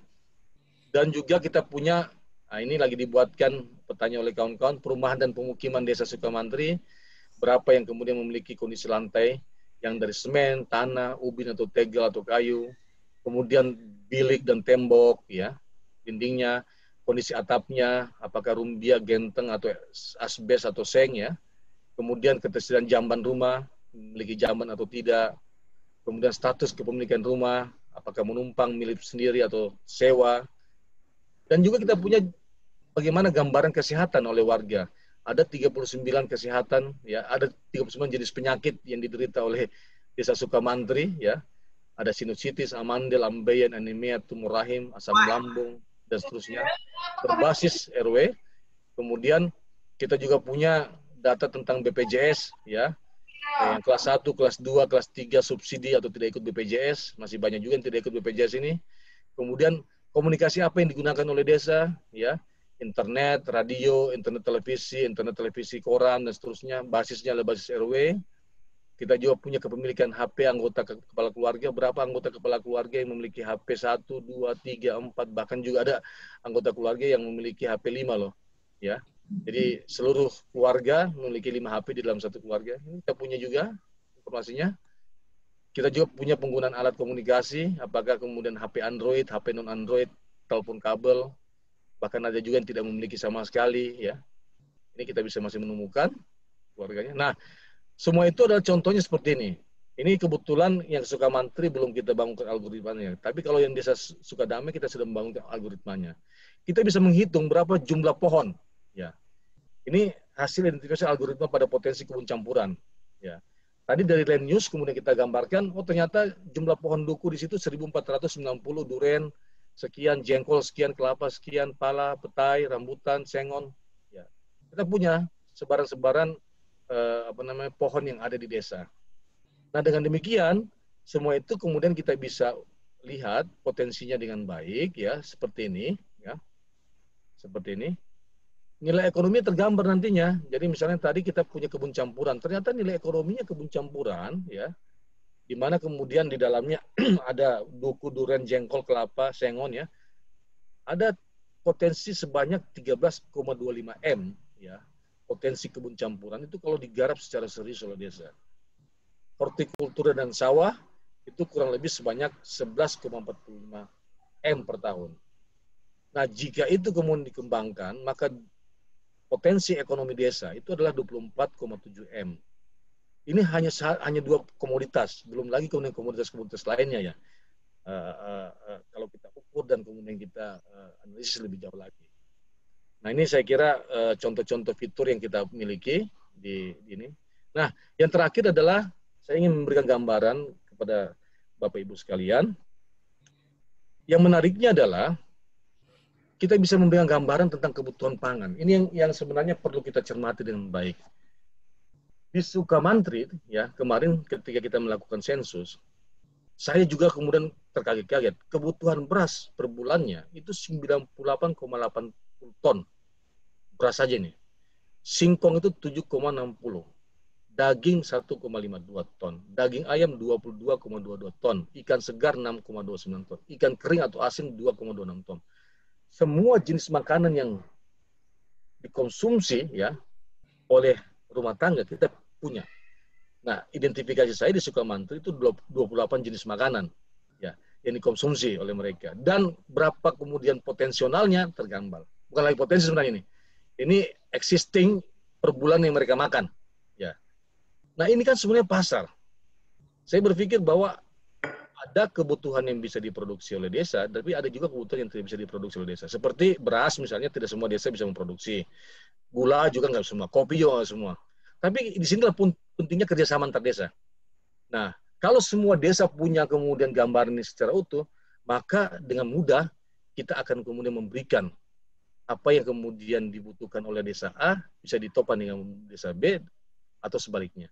Saya kira demikian Pak Tony yang bisa saya sampaikan. Terlalu panjang, mohon maaf atas segala kekurangannya. Bila terjadi, Assalamualaikum warahmatullahi wabarakatuh. Waalaikumsalam warahmatullahi wabarakatuh. Terima kasih Pak Sofyan sudah menggambarkan. Jadi kalau dari presentasi tadi, dari hal-hal yang sifatnya mendasar sampai kepada hal-hal yang teknis, ya, itu sudah ditampilkan dengan desa presisi. Pertama, kalau kita lihat ini bagaimana di dalam desa presisi ini dibangun suatu metode yang mensinergikan antara spasial, teknologi digital, sensus, dan partisipatif. Ini yang nggak ada dilakukan oleh sensus di Indonesia sebenarnya tentang desa. Itu yang coba kita bangun. Kemudian yang kedua, bagaimana melibatkan pemuda desa. Kemudian variabel-variabel banyak sekali yang bisa ditampilkan sehingga menggambarkan, kalau menurut saya tidak hanya potensi Pak, tapi existing realnya sudah tergambar. Nah, saya membayangkan 10 desa di kawasan pedesaan Ngancar, seandainya kita punya seperti ini, kita bisa menggambarkan bagaimana kekuatan desa berhubung dengan desa yang lain, sampai juga kita bisa membangun kekuatan-kekuatan dalam pengembangan kawasan, misalnya dalam konteks desa wisata. Itu gambarannya, saya tidak berkomentar banyak, nanti silakan Bapak Ibu dari Bapak Lurah, Ibu Lurah, dan pemuda-pemuda desa, dari gambaran ini sebenarnya intinya adalah untuk perencanaan pengembangan kawasan ini menjadi sangat menarik dan bisa kita kita gunakan dengan basis data yang benar-benar presisi, sehingga perencanaan kita berjalan dengan baik. Kalau kaget juga ya kalau kita lihat desa ternyata per bulan kebutuhan berasnya sekian ton ya, itu bisa naik juga, dan ini menjadi potensi perdagangan antar desa kalau sumber-sumbernya ada di desa. Betul, Pak. Nah, itu yang menurut saya bisa kita kembangkan. Begitu juga nanti kalau Ngancar membuat desa wisata, di antara 10 desa itu kita ketahuan potensi desa masing-masing di mana kekhasan dan ada diversifikasi, sehingga kita bisa merancang bagaimana pergerakan wisata. Karena kalau udah wisata ikut menentukan lama menginap, baru banyak dapat pendapatan. Kalau hit and run sedikit itu, maka itu kita bisa buat dengan baik sampai kepada kekuatan kemampuan pada setiap rumah tangga itu bisa digambarkan. Kira-kira begitu yang sampaikan Pak Sofyan. Terima kasih banyak nih Pak Sofyan. Mari kita diskusikan. Kami sangat berharap teman-teman kawasan pedesaan Ngancar punya pandangan-pandangan sampai sejauh mana. Tapi intinya adalah melibatkan masyarakat desa sebagai subjek dan pemuda desa ini sebagai energi yang kuat untuk membangun ini. Betul. Mungkin yang pertama dari Pak Hermanu ada pandangan dulu mungkin. Silakan Pak Hermanu terkait dengan Ngancar nih Pak Hermanu. Silakan Pak Hermanu. Ya, kadang-kadang, terima kasih Pak Tony, terima kasih Mas Sofyan Syaf. Terima kasih Pak. Ya mungkin kalau saya berusaha mewakili perasaan kami orang desa, mungkinkah kita bisa gitu. Jadi seperti itu. Hanya mungkin nanti mohon dijelaskan dalam proses itu untuk pengumpulan data partisipatif, karena mungkin ada aplikasinya, mungkin masing-masing kepala rumah tangga bisa masukkan datanya masing-masing, tinggal verifikasi. Jadi tinggal aplikasinya yang kita berikan, lalu pelatihan drone dan lain-lain. Saya kira bisa. Hanya kalau boleh, kalau menyelesaikan satu desa, ya mungkin tidak semuanya harus lengkap, tapi data dasar saja itu biasanya diperlukan berapa lama Pak Sofyan? Ya. Silakan Pak Sofyan. Baik Pak, terima kasih. Kita mengantisipasi Pak, aplikasi itu kita antisipasi pemasukan data yang kemudian di tingkat warga itu adalah asal-asalan, itu satu. Karena tidak semua juga aplikasi bisa dimanfaatkan oleh warga, satu. Dan dua, kita tidak kemudian juga karena satu server Pak, karena satu server, maka kemudian kita berharap sebenarnya data itu terverifikasi oleh orang desa sendiri. Jadi terverifikasi oleh orang desa sendiri. Nah kalau kita membangun, kemarin memang ada perdebatan, berdesa aplikasi kita masukkan saja ke Android supaya diakses orang banyak. Nah, jangan sampai kemudian aplikasi itu digunakan untuk menghasilkan data yang tidak presisi. Jadi kontrol datanya adalah di pemuda desanya. Kontrol datanya itu di pemuda desa, kemudian basisnya adalah RW, satu. Jadi disitulah kemudian kita manfaatkan para pemuda-pemuda desa untuk mengontrol atau memvalidasi datanya sendiri. Kalau salah ya berarti mereka yang membuat salah. Ya. Tapi kalau benar ya mereka lah yang kemudian yang membenarkan data tersebut, satu.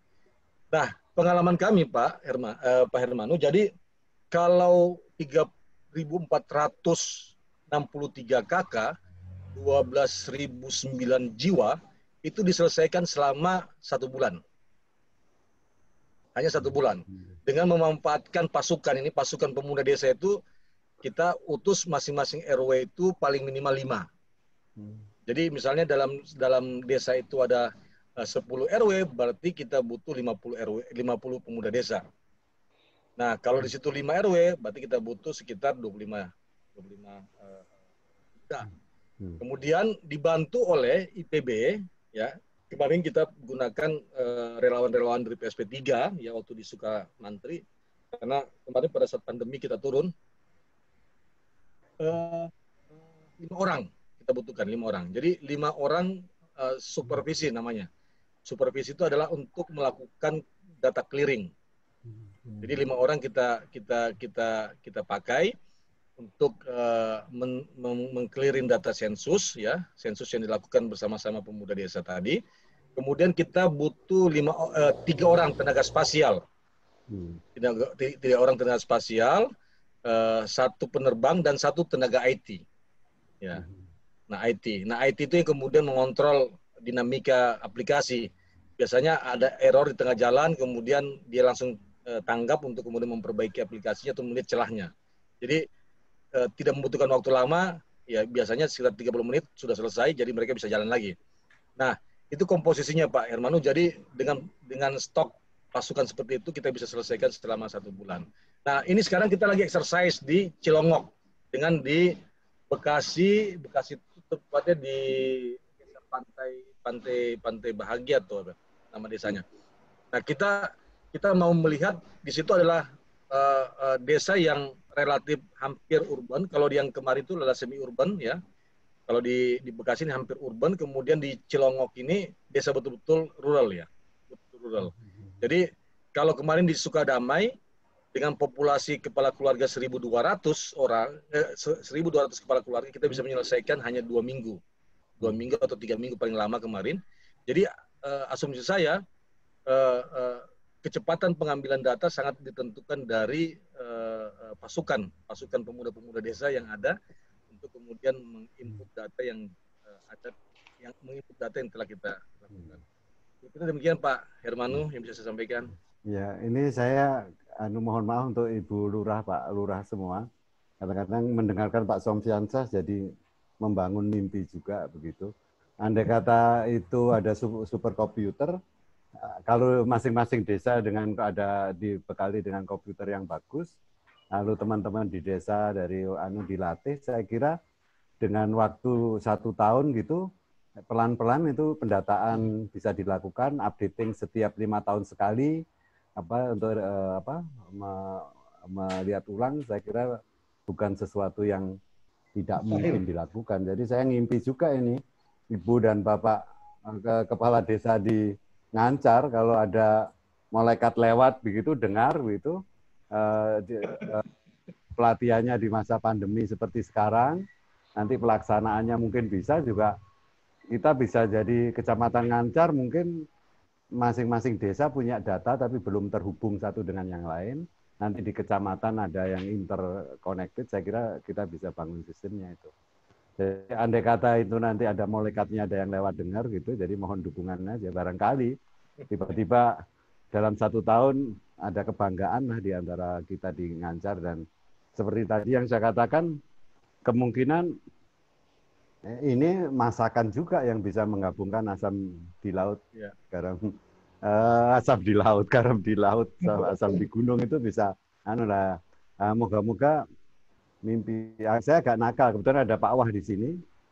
Kalau tadi saya dengar Pak Sofyansah mengatakan 30 juta satu desa begitu, rasanya juga wakil kepala pengabdian pada masyarakat Pak Sofyansah itu juga bisa menarik itu. Yang siap. Jadi nodong gantian gitu, didukung oleh kepala desa dan lain-lain mendatangkan 500 gitu. Misalnya kita mohon maaf nih, aku mohon maaf Ibu Bapak kepala desa ini agak terlalu bersemangat. Misalnya dengan Tani Center di bawah restu wakil kepala bidang pengabdian masyarakat LPPM menulis proposal sama-sama ke gudang garam, kayaknya jadi itu data bagus tuh. Nah, jadi Pak, bisa, siap Pak, siap, jadi itu Pak, jadi. Itu nakalnya begitu. Kalau Ibu Bapak kepala desa berlurah, nanti Pak Wahono yang memikirkan itu. Jadi kayaknya nggak lama itu, daripada sampai setahun Pak selesai. Nggak sampai setahun itu selesai. Ya, tapi minta pendapat itu kan ada kadang-kadang gini, kalau datanya semakin tepat itu kita kan nggak bisa semakin bermain-main itu. Kan begitu kalau saya jadi apa kan. Tapi juga menghindari kita tidak di demo masyarakat karena BLT-nya nggak tepat sasaran kan. Jadi semuanya data presisi. Kalau mau didukung, kayaknya harus ada keberanian dari Tani Center, terutama dari Pak Tony dan Pak Wah untuk atas izin Ibu Bapak Lurah dan teman-teman pemuda di sini, dan nanti mesti kulon nuwun pada camat dan bupati seperti biasa. Tapi kalau mulainya daripada kita sama-sama membuat menu, rasanya itu bagus. Saya ingin komentar itu nanti dari Ibu Bapak semua, terutama pemuda-pemuda desa ini. Tanpa beliau-beliaunya ini kayaknya nggak akan terlaksana. Pak Wah mencatat ini. Moga-moga. Makasih. Makasih Pak Tony. Terima kasih Pak Hermano. Pak Wah, ada komentar Pak Wah? Saya lebih mendahulukan dari teman-teman yang dari desa. Oke. Baik, Bapak Ibu sekalian, dari desa-desa Jagul, Margo Urip, Pandantoyo, Bedali, ya, atau desa-desa yang lain, Sempu, silakan. Ada yang mau komentar? Dapat tadi doanya Pak Hermano, ada malaikat yang lewat kedengar. Wah, ini bisa kita laksanakan, sinergi bisa kita lakukan, dan ini bisa kita terapkan. Silakan Bapak Ibu. Pak Suroso. Siap. Assalamualaikum warahmatullahi wabarakatuh. Waalaikumsalam warahmatullahi wabarakatuh. Selamat sore. Dari Margo Urip, yang terhormat Pak Tony, Pak Sofyan, dan Mas Herman, terkait dengan apa yang sudah dipaparkan di awal oleh Mas Sofyan, kelihatannya ini sangat menarik, dan saya tertarik terkait dengan pengembangan desa yang ada di wilayah sekecamatan Ngancar, karena kita punya tujuan atau cita-cita jadikan desa wisata penyangga gelut terkait dengan alat drone yang sekian canggih, dan kami pun sebenarnya sangat membutuhkan itu. Mohon kiranya nanti juga untuk Margo Urip itu bisa partisipasi dengan teman-teman yang lain di Kecamatan Ngancar.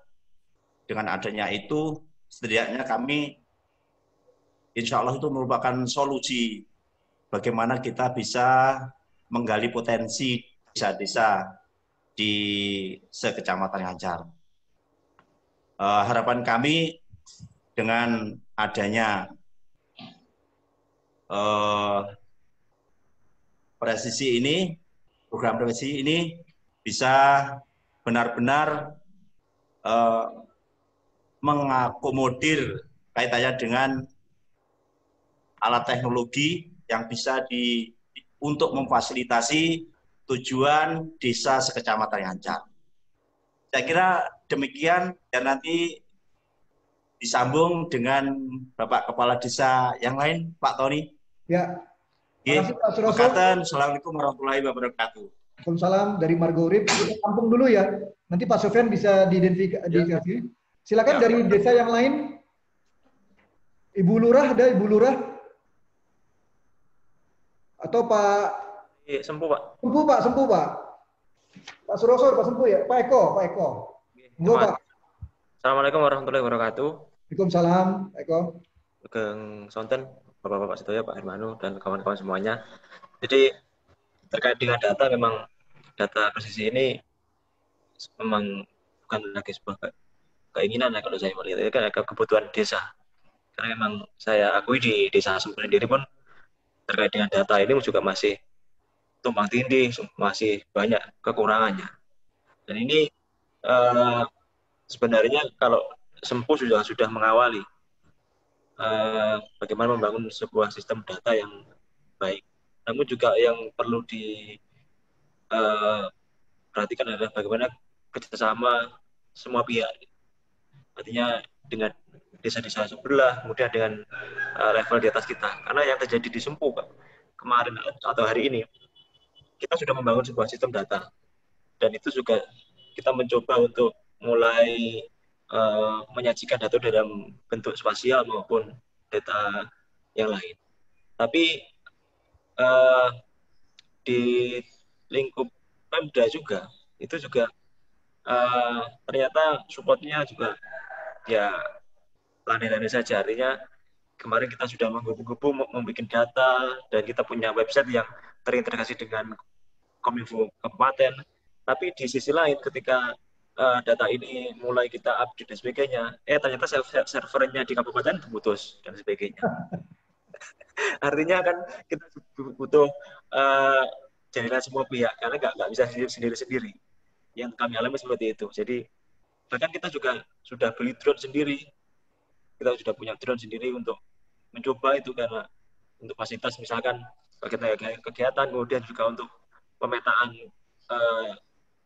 jual beli tanah itu kita fasilitasi drone untuk lebih detailnya kaitan dengan sebagai bahan pertimbangan. Tapi di sisi lainnya itu tadi support dari pihak di atas kita atau itu kan belum matching lah kalau menurut kami. Artinya ketika ini sebuah menjadi kebutuhan, ternyata servernya ditutup dan sehingga ini kalau yang terjadi di Semu hari ini nggak bisa diakses dan sebagainya. Itu yang terjadi. Sehingga harapan kami melalui forum ini ya ada 10 desa, teman-teman kepala desa dan beberapa pemuda ini. Artinya ini kan modal. Kalau kita nanti bersepakat dengan 10 desa, kemudian disupport rekan-rekan pemuda, kalau saya yakin karena saya menyadari kalau yang jalan adalah pemuda itu lebih banter melaju, larinya lebih kencang daripada yang lebih tua. Tapi di sisi lain juga perlu dikontrol juga. Artinya teman-teman muda ini ya butuh support dari semuanya di situ.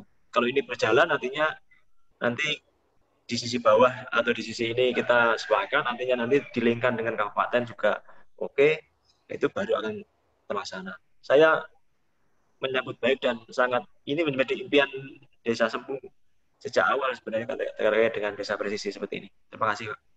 Terima kasih Pak Eko. Itu baru 2. Yang ketiga dari desa yang lain, Jagul, Sugiwaras, Pak. Ada kira-kira? Monggo, Pak. Assalamualaikum warahmatullahi wabarakatuh. Waalaikumsalam.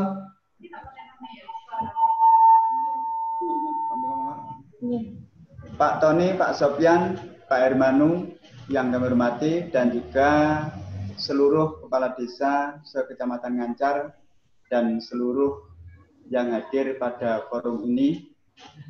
Terima kasih dengan adanya forum yang sangat mulia ini. Alhamdulillah Kecamatan Ngancar dengan adanya desa pedesaan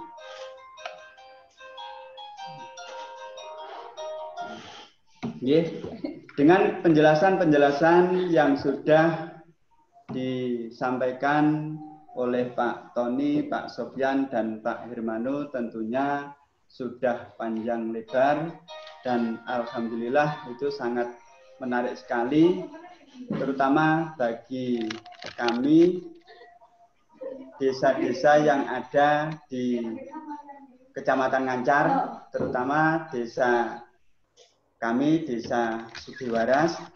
Dengan demikian, setelah ada paparan yang sudah dijelaskan tadi, nampaknya kalau memang desa-desa di Kecamatan Ngancar bisa memperlakukan seperti itu, dan tidak ada istilahnya itu kebingungan lagi, kita mau mencari data, apapun jelas, dan kebutuhan apapun, karena setiap saat dan setiap waktu, bahkan secara mendadak, itu dari atasan juga seringkali minta data ini, itu, dan lain sebagainya. Dengan demikian, itu secara otomatis kita bisa melakukan lebih cepat. Untuk itu, kami juga sangat memerlukan bimbingan dari bapak-bapak, bagaimana kami nanti bisa melangkah seperti yang disampaikan oleh rangkaian yang sudah disampaikan tadi, dan agar kami bisa melangkah secepatnya, walaupun bisa melangkah cepatnya dan sesuai dengan harapan-harapan kami semuanya. Terutama kami Desa Sugiwaras adalah berada di lereng Kelut. Alhamdulillah kami juga dalam situasi yang seperti sekarang ini, kita memang banyak kesulitan karena sebagian besar warga kami adalah sebagai pekerja di wisata, di UKM, PK5, dan juga ojek yang ada di wilayah Kelut. Dengan demikian, nanti kita bisa mengupayakan terkait dengan data-data yang diperlukan oleh pihak atasan. Mungkin sementara nanti yang jelas kami mengharapkan dari bimbingan dari Bapak-Bapak agar kami nanti melangkah ke depan lebih mudah, lebih tepat, efektif, dan bisa cepat. Mungkin itu, terima kasih Bapak sementara yang bisa kami sampaikan dan kami aturkan matur nuwun. Terima kasih. Wassalamualaikum warahmatullahi wabarakatuh. Waalaikumsalam. Pak Sofyan, ini ada mimpinya Pak Hermanu, kemudian ada harapan dari 3 desa tadi. Kalau misalnya ini mau kita implementasikan dengan frame di dalam kawasan pedesaan Ngancar, Pak. Sehingga bagaimana pendekatannya, walaupun datanya per desa, tapi mungkin manajemen dalam pengumpulan data secara partisipatif digital ini bisa dilakukan tidak hanya per desa, bisa dengan pendekatan dalam satu kawasan. Kebetulan ini satu kecamatan, Pak, dengan 10 desa ini wisata. Nah, kira-kira bagaimana nih Pak Sofyan kalau nanti misalnya mimpi Pak Hermanu nyentil gudang garam, kasih begini, wah ini bisa kita lakukan sinergi dengan berbagai sumber, itu bisa salah satu cara kita memfasilitasi, memberdayakan desa Ngancar. Silakan Pak Sofyan. Baik, terima kasih Pak Tony. Terima kasih Pak Hermanu, terima kasih Bapak-Bapak para lurah, kades, pemerintah desa, pengurus, dan sebagainya.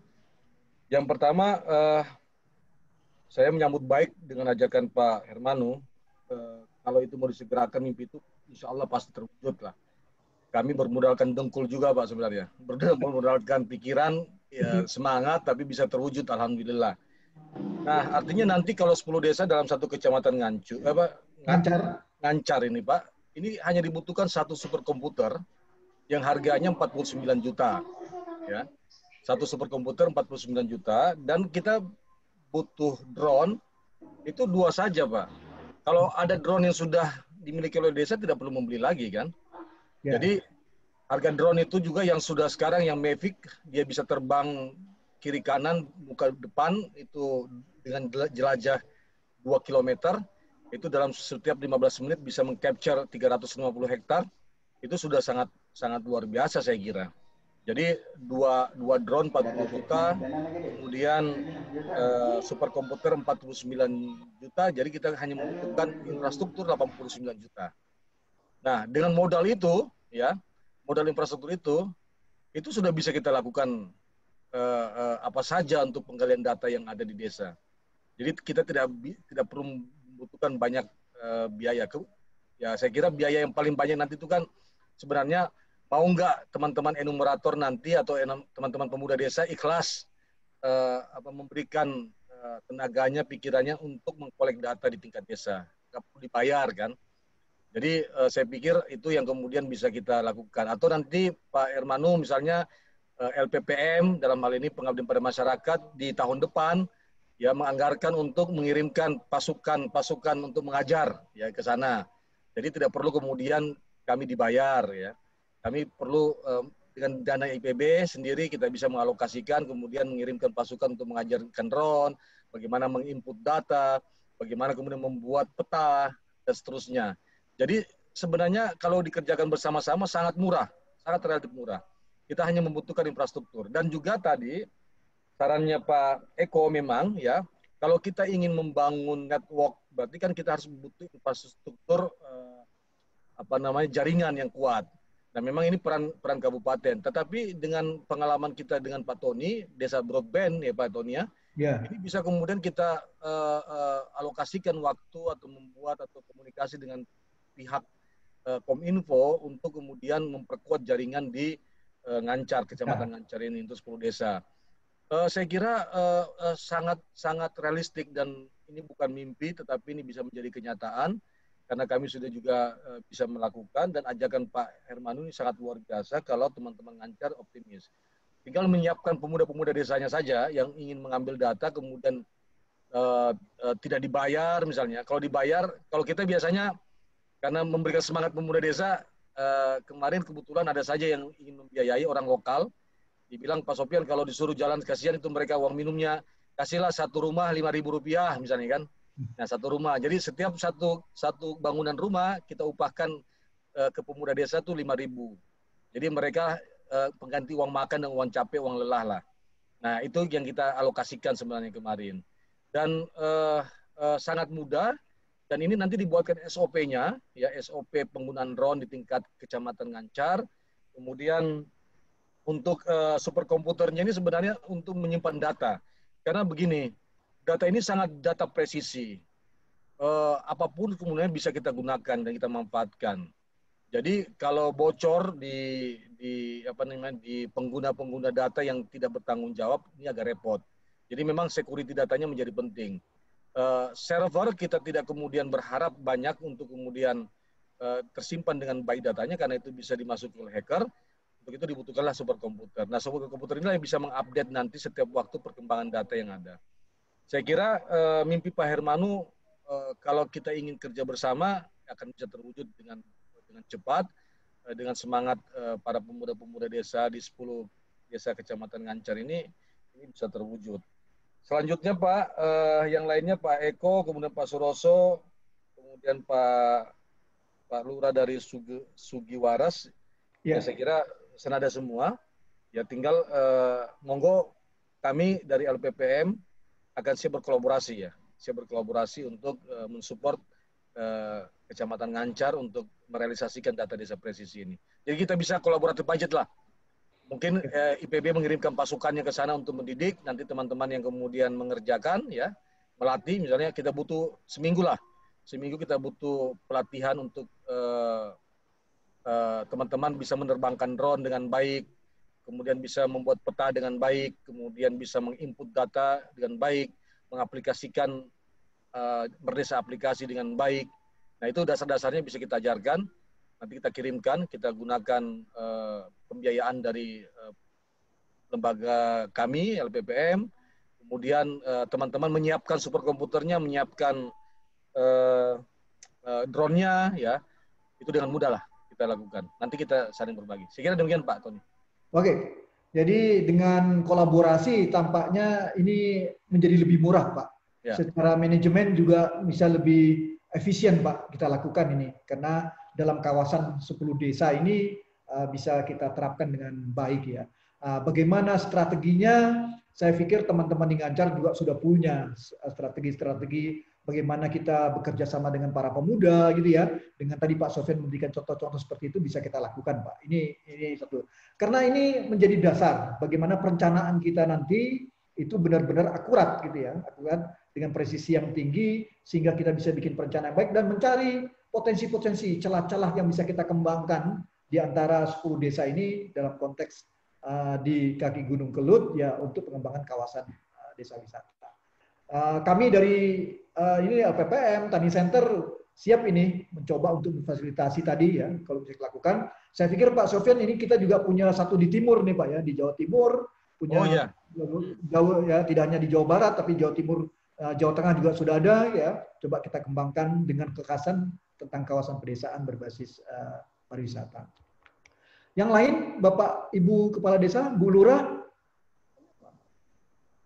ada Bapak Ibu yang lain dari pemuda desa, ada komentar, ada pertanyaan mungkin dari pemuda desa yang ada di Desa Ngancar ini lagi ngumpul. Silakan kalau ada pertanyaan-pertanyaan.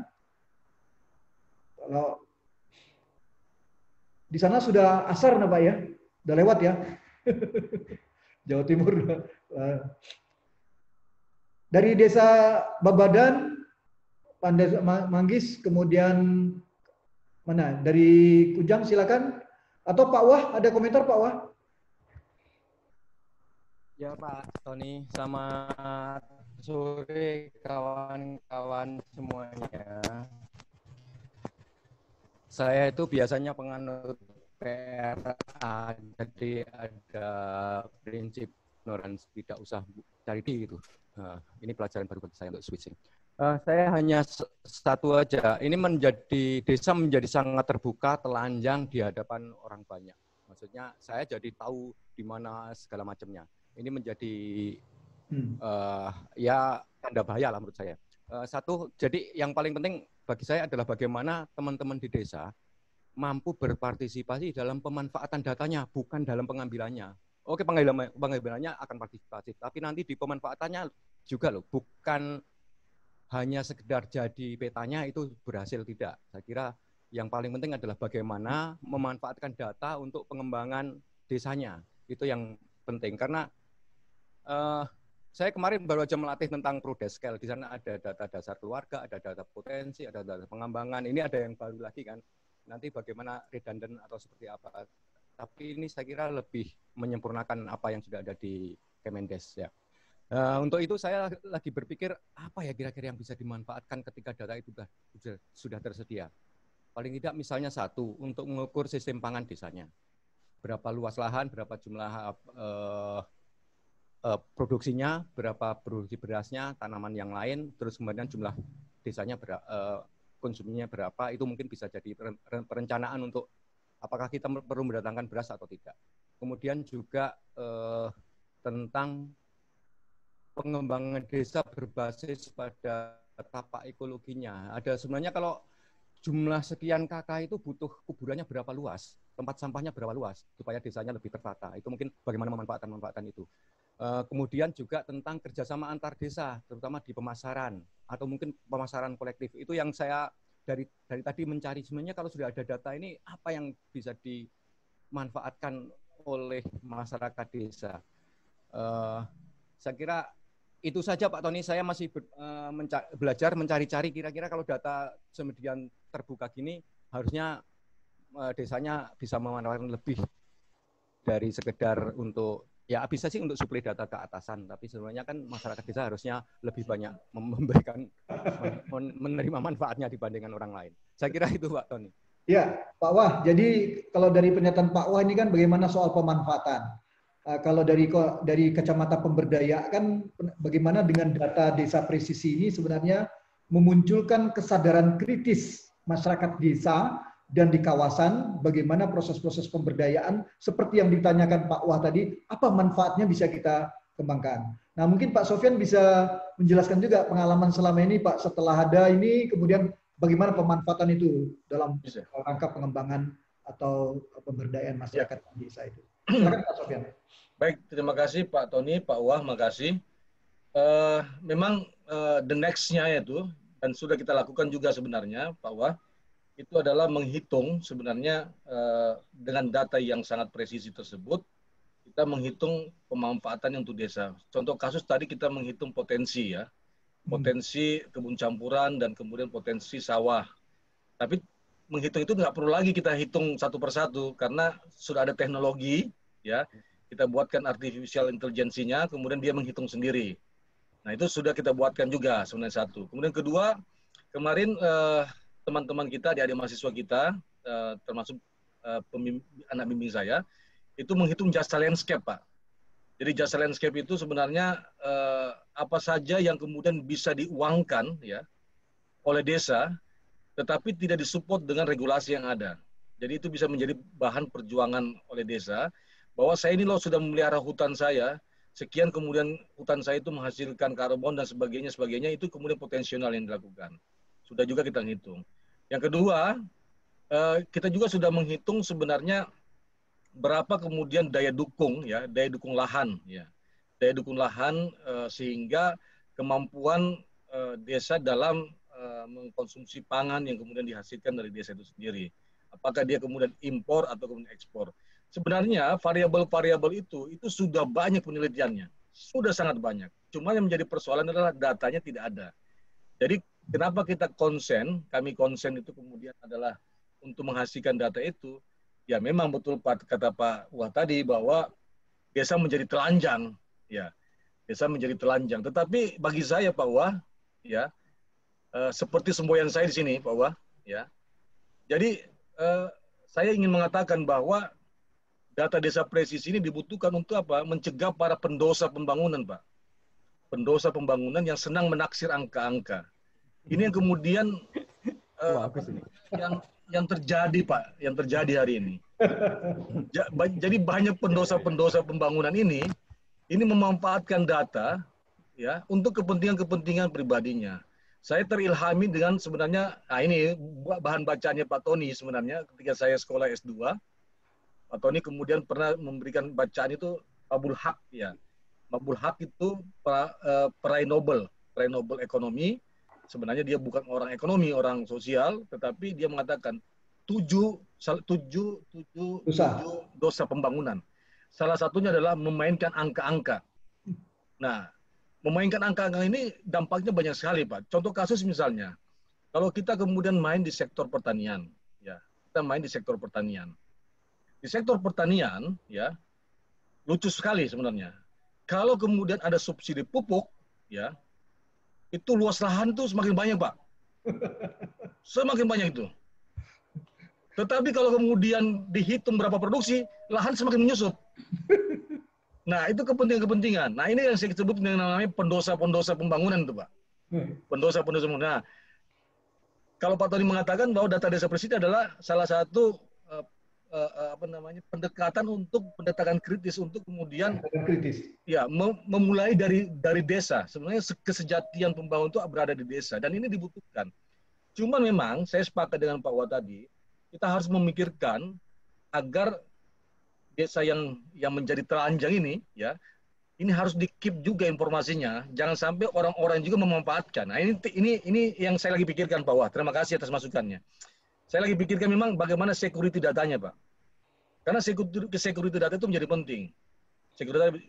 Security data itu menjadi penting. Misalnya nanti terkait dengan bisa jadi kemudian para investor-investor sudah melihat data-data presisi itu, wah saya bisa kemudian masuk menjual gula, yang kebutuhan gula itu setiap tahunnya adalah sekian ton misalnya kan.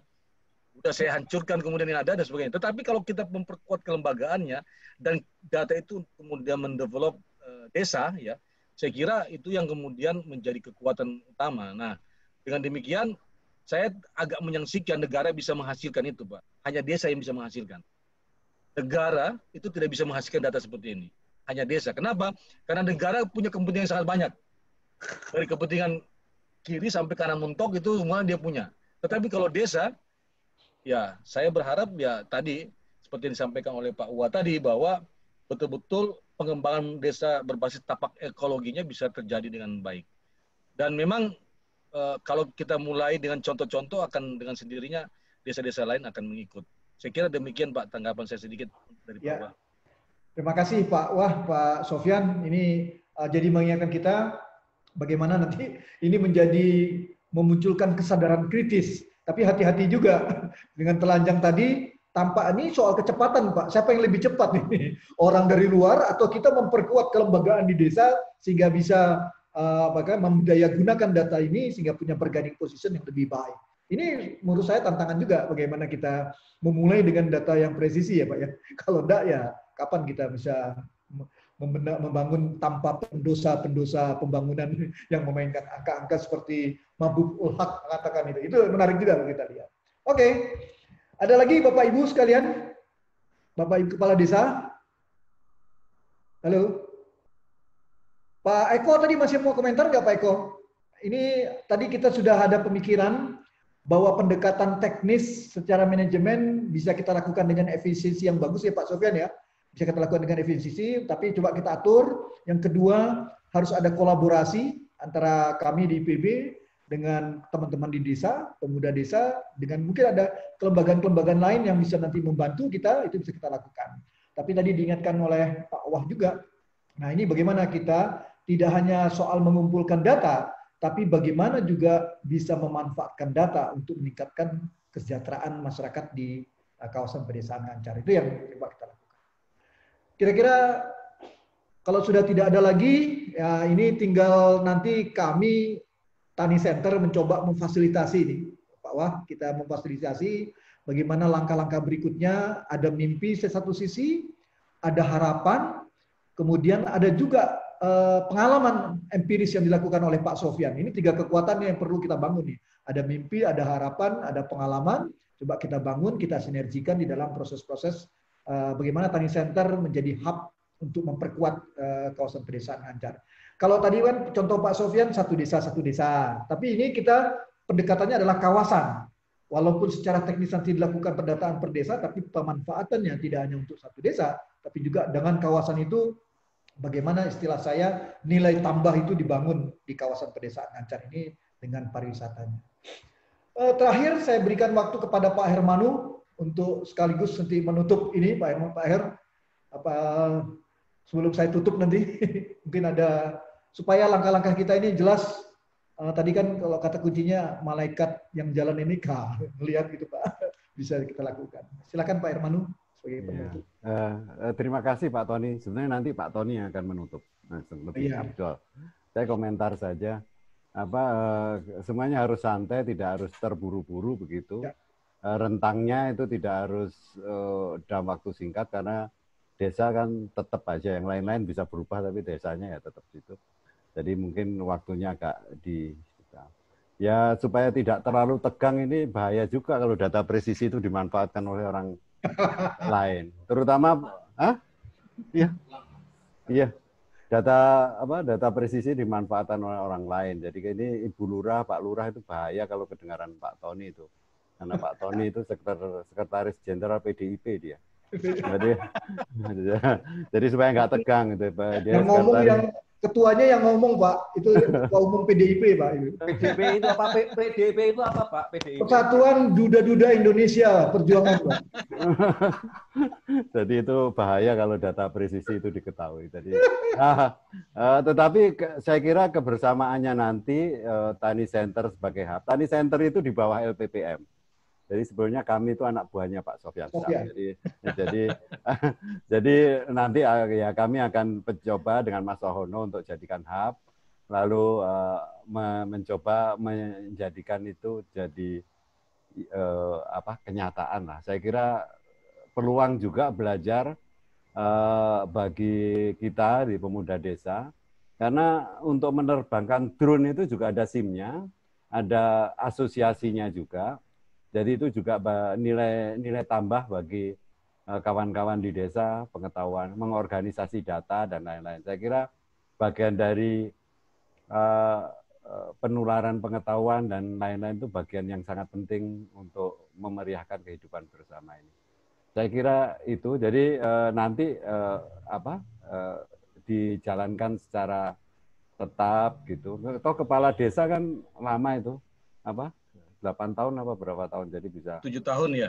7 tahun. Ya bisa bekerja sama dengan enak gitu.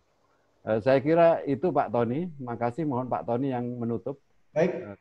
Makasih. Assalamualaikum warahmatullahi wabarakatuh. Waalaikumsalam. Baik Bapak Ibu sekalian, jadi dari diskusi ini saya pikir pasti tadi ya ada mimpi, ada harapan, ada pengalaman empiris yang sudah dilakukan, gitu ya. Nah, kami melihat Bapak Ibu sekalian, Bapak Ibu Lurah di Ngancar, pemuda-pemuda desa, ini adalah satu usaha transformasi Pak, sosial, bagaimana kita mengembangkan kawasan pedesaan.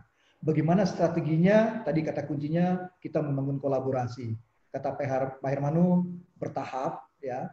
Program-program lain tetap jalan, tapi ini kita buat sebagai fondasi untuk memperkuat perencanaan pembangunan dan menciptakan kesadaran kritis dari masyarakat di Ngancar secara keseluruhan, tahu potret dirinya, sehingga bagaimana kita memberdayakan masyarakat itu semakin lebih mudah.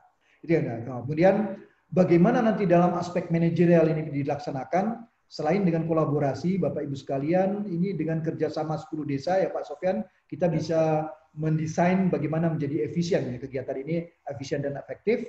Nah, LPPM, Tani Center mencoba dalam rangka mengembangkan kawasan pedesaan Ngancar nih kita programkan sehingga ada sinergitas dalam kolaborasi itu berjalan dengan baik. Jangan lupa teman-teman KRKP yang sudah memulai ini dari awal kan juga bisa memberikan kekuatan-kekuatan dari sisi bagaimana tadi kata Pak Wah, jangan hanya mengumpulkan data tapi bagaimana memanfaatkan data itu penting. Ini kan membaca data dari analisis juga harus kita latih bersama ini untuk mengembangkan bagaimana mencari celah-celah potensi harus dikembangkan baik dalam satu desa maupun kerjasama antar desa. Saya pikir itu Pak Sofyan ya, dari yang sudah disampaikan Pak Hermanu, Pak Wah, rekan-rekan kepala desa, pemuda desa. Mudah-mudahan ini coba nanti akan kami rancang dengan baik ya, bagaimana secara partisipatif semua terlibat dalam perencanaan ini sehingga proses-proses ini berjalan. Kalau Pak Hermanu bilang ya jangan bikin target-target yang menggebu-gebu, tapi coba tenang, tapi kekuatan-kekuatan dari desa terutama pemuda itu berjalan dengan baik. Saya pikir Pak Sofyan sudah terpikir ini, di mana ini kan kasus kawasan nih Pak Sofyan ya.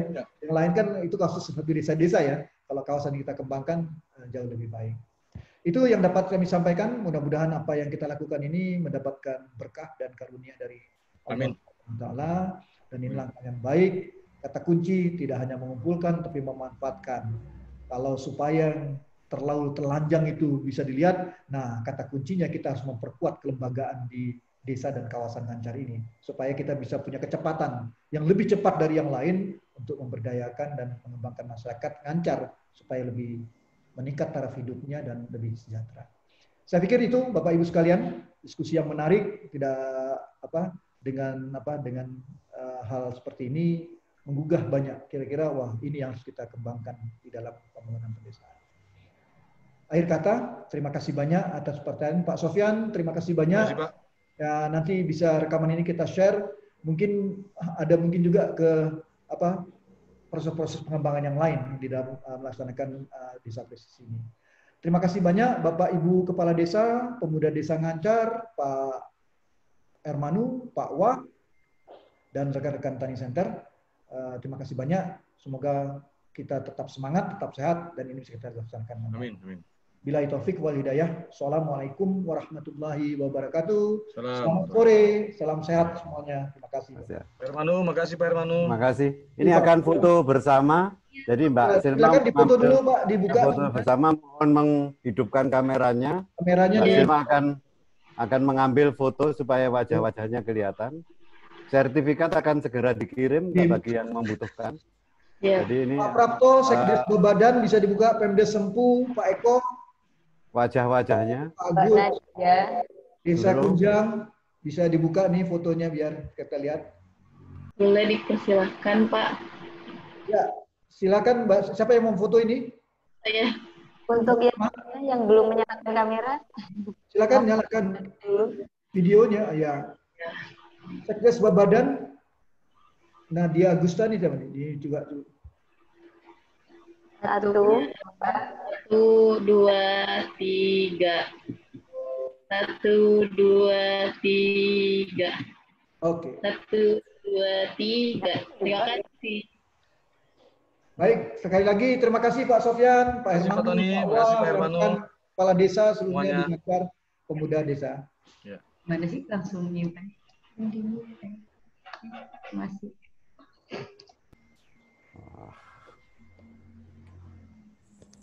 Kalau ini masih gini, seluruh Indonesia Pak ya, 3 anak.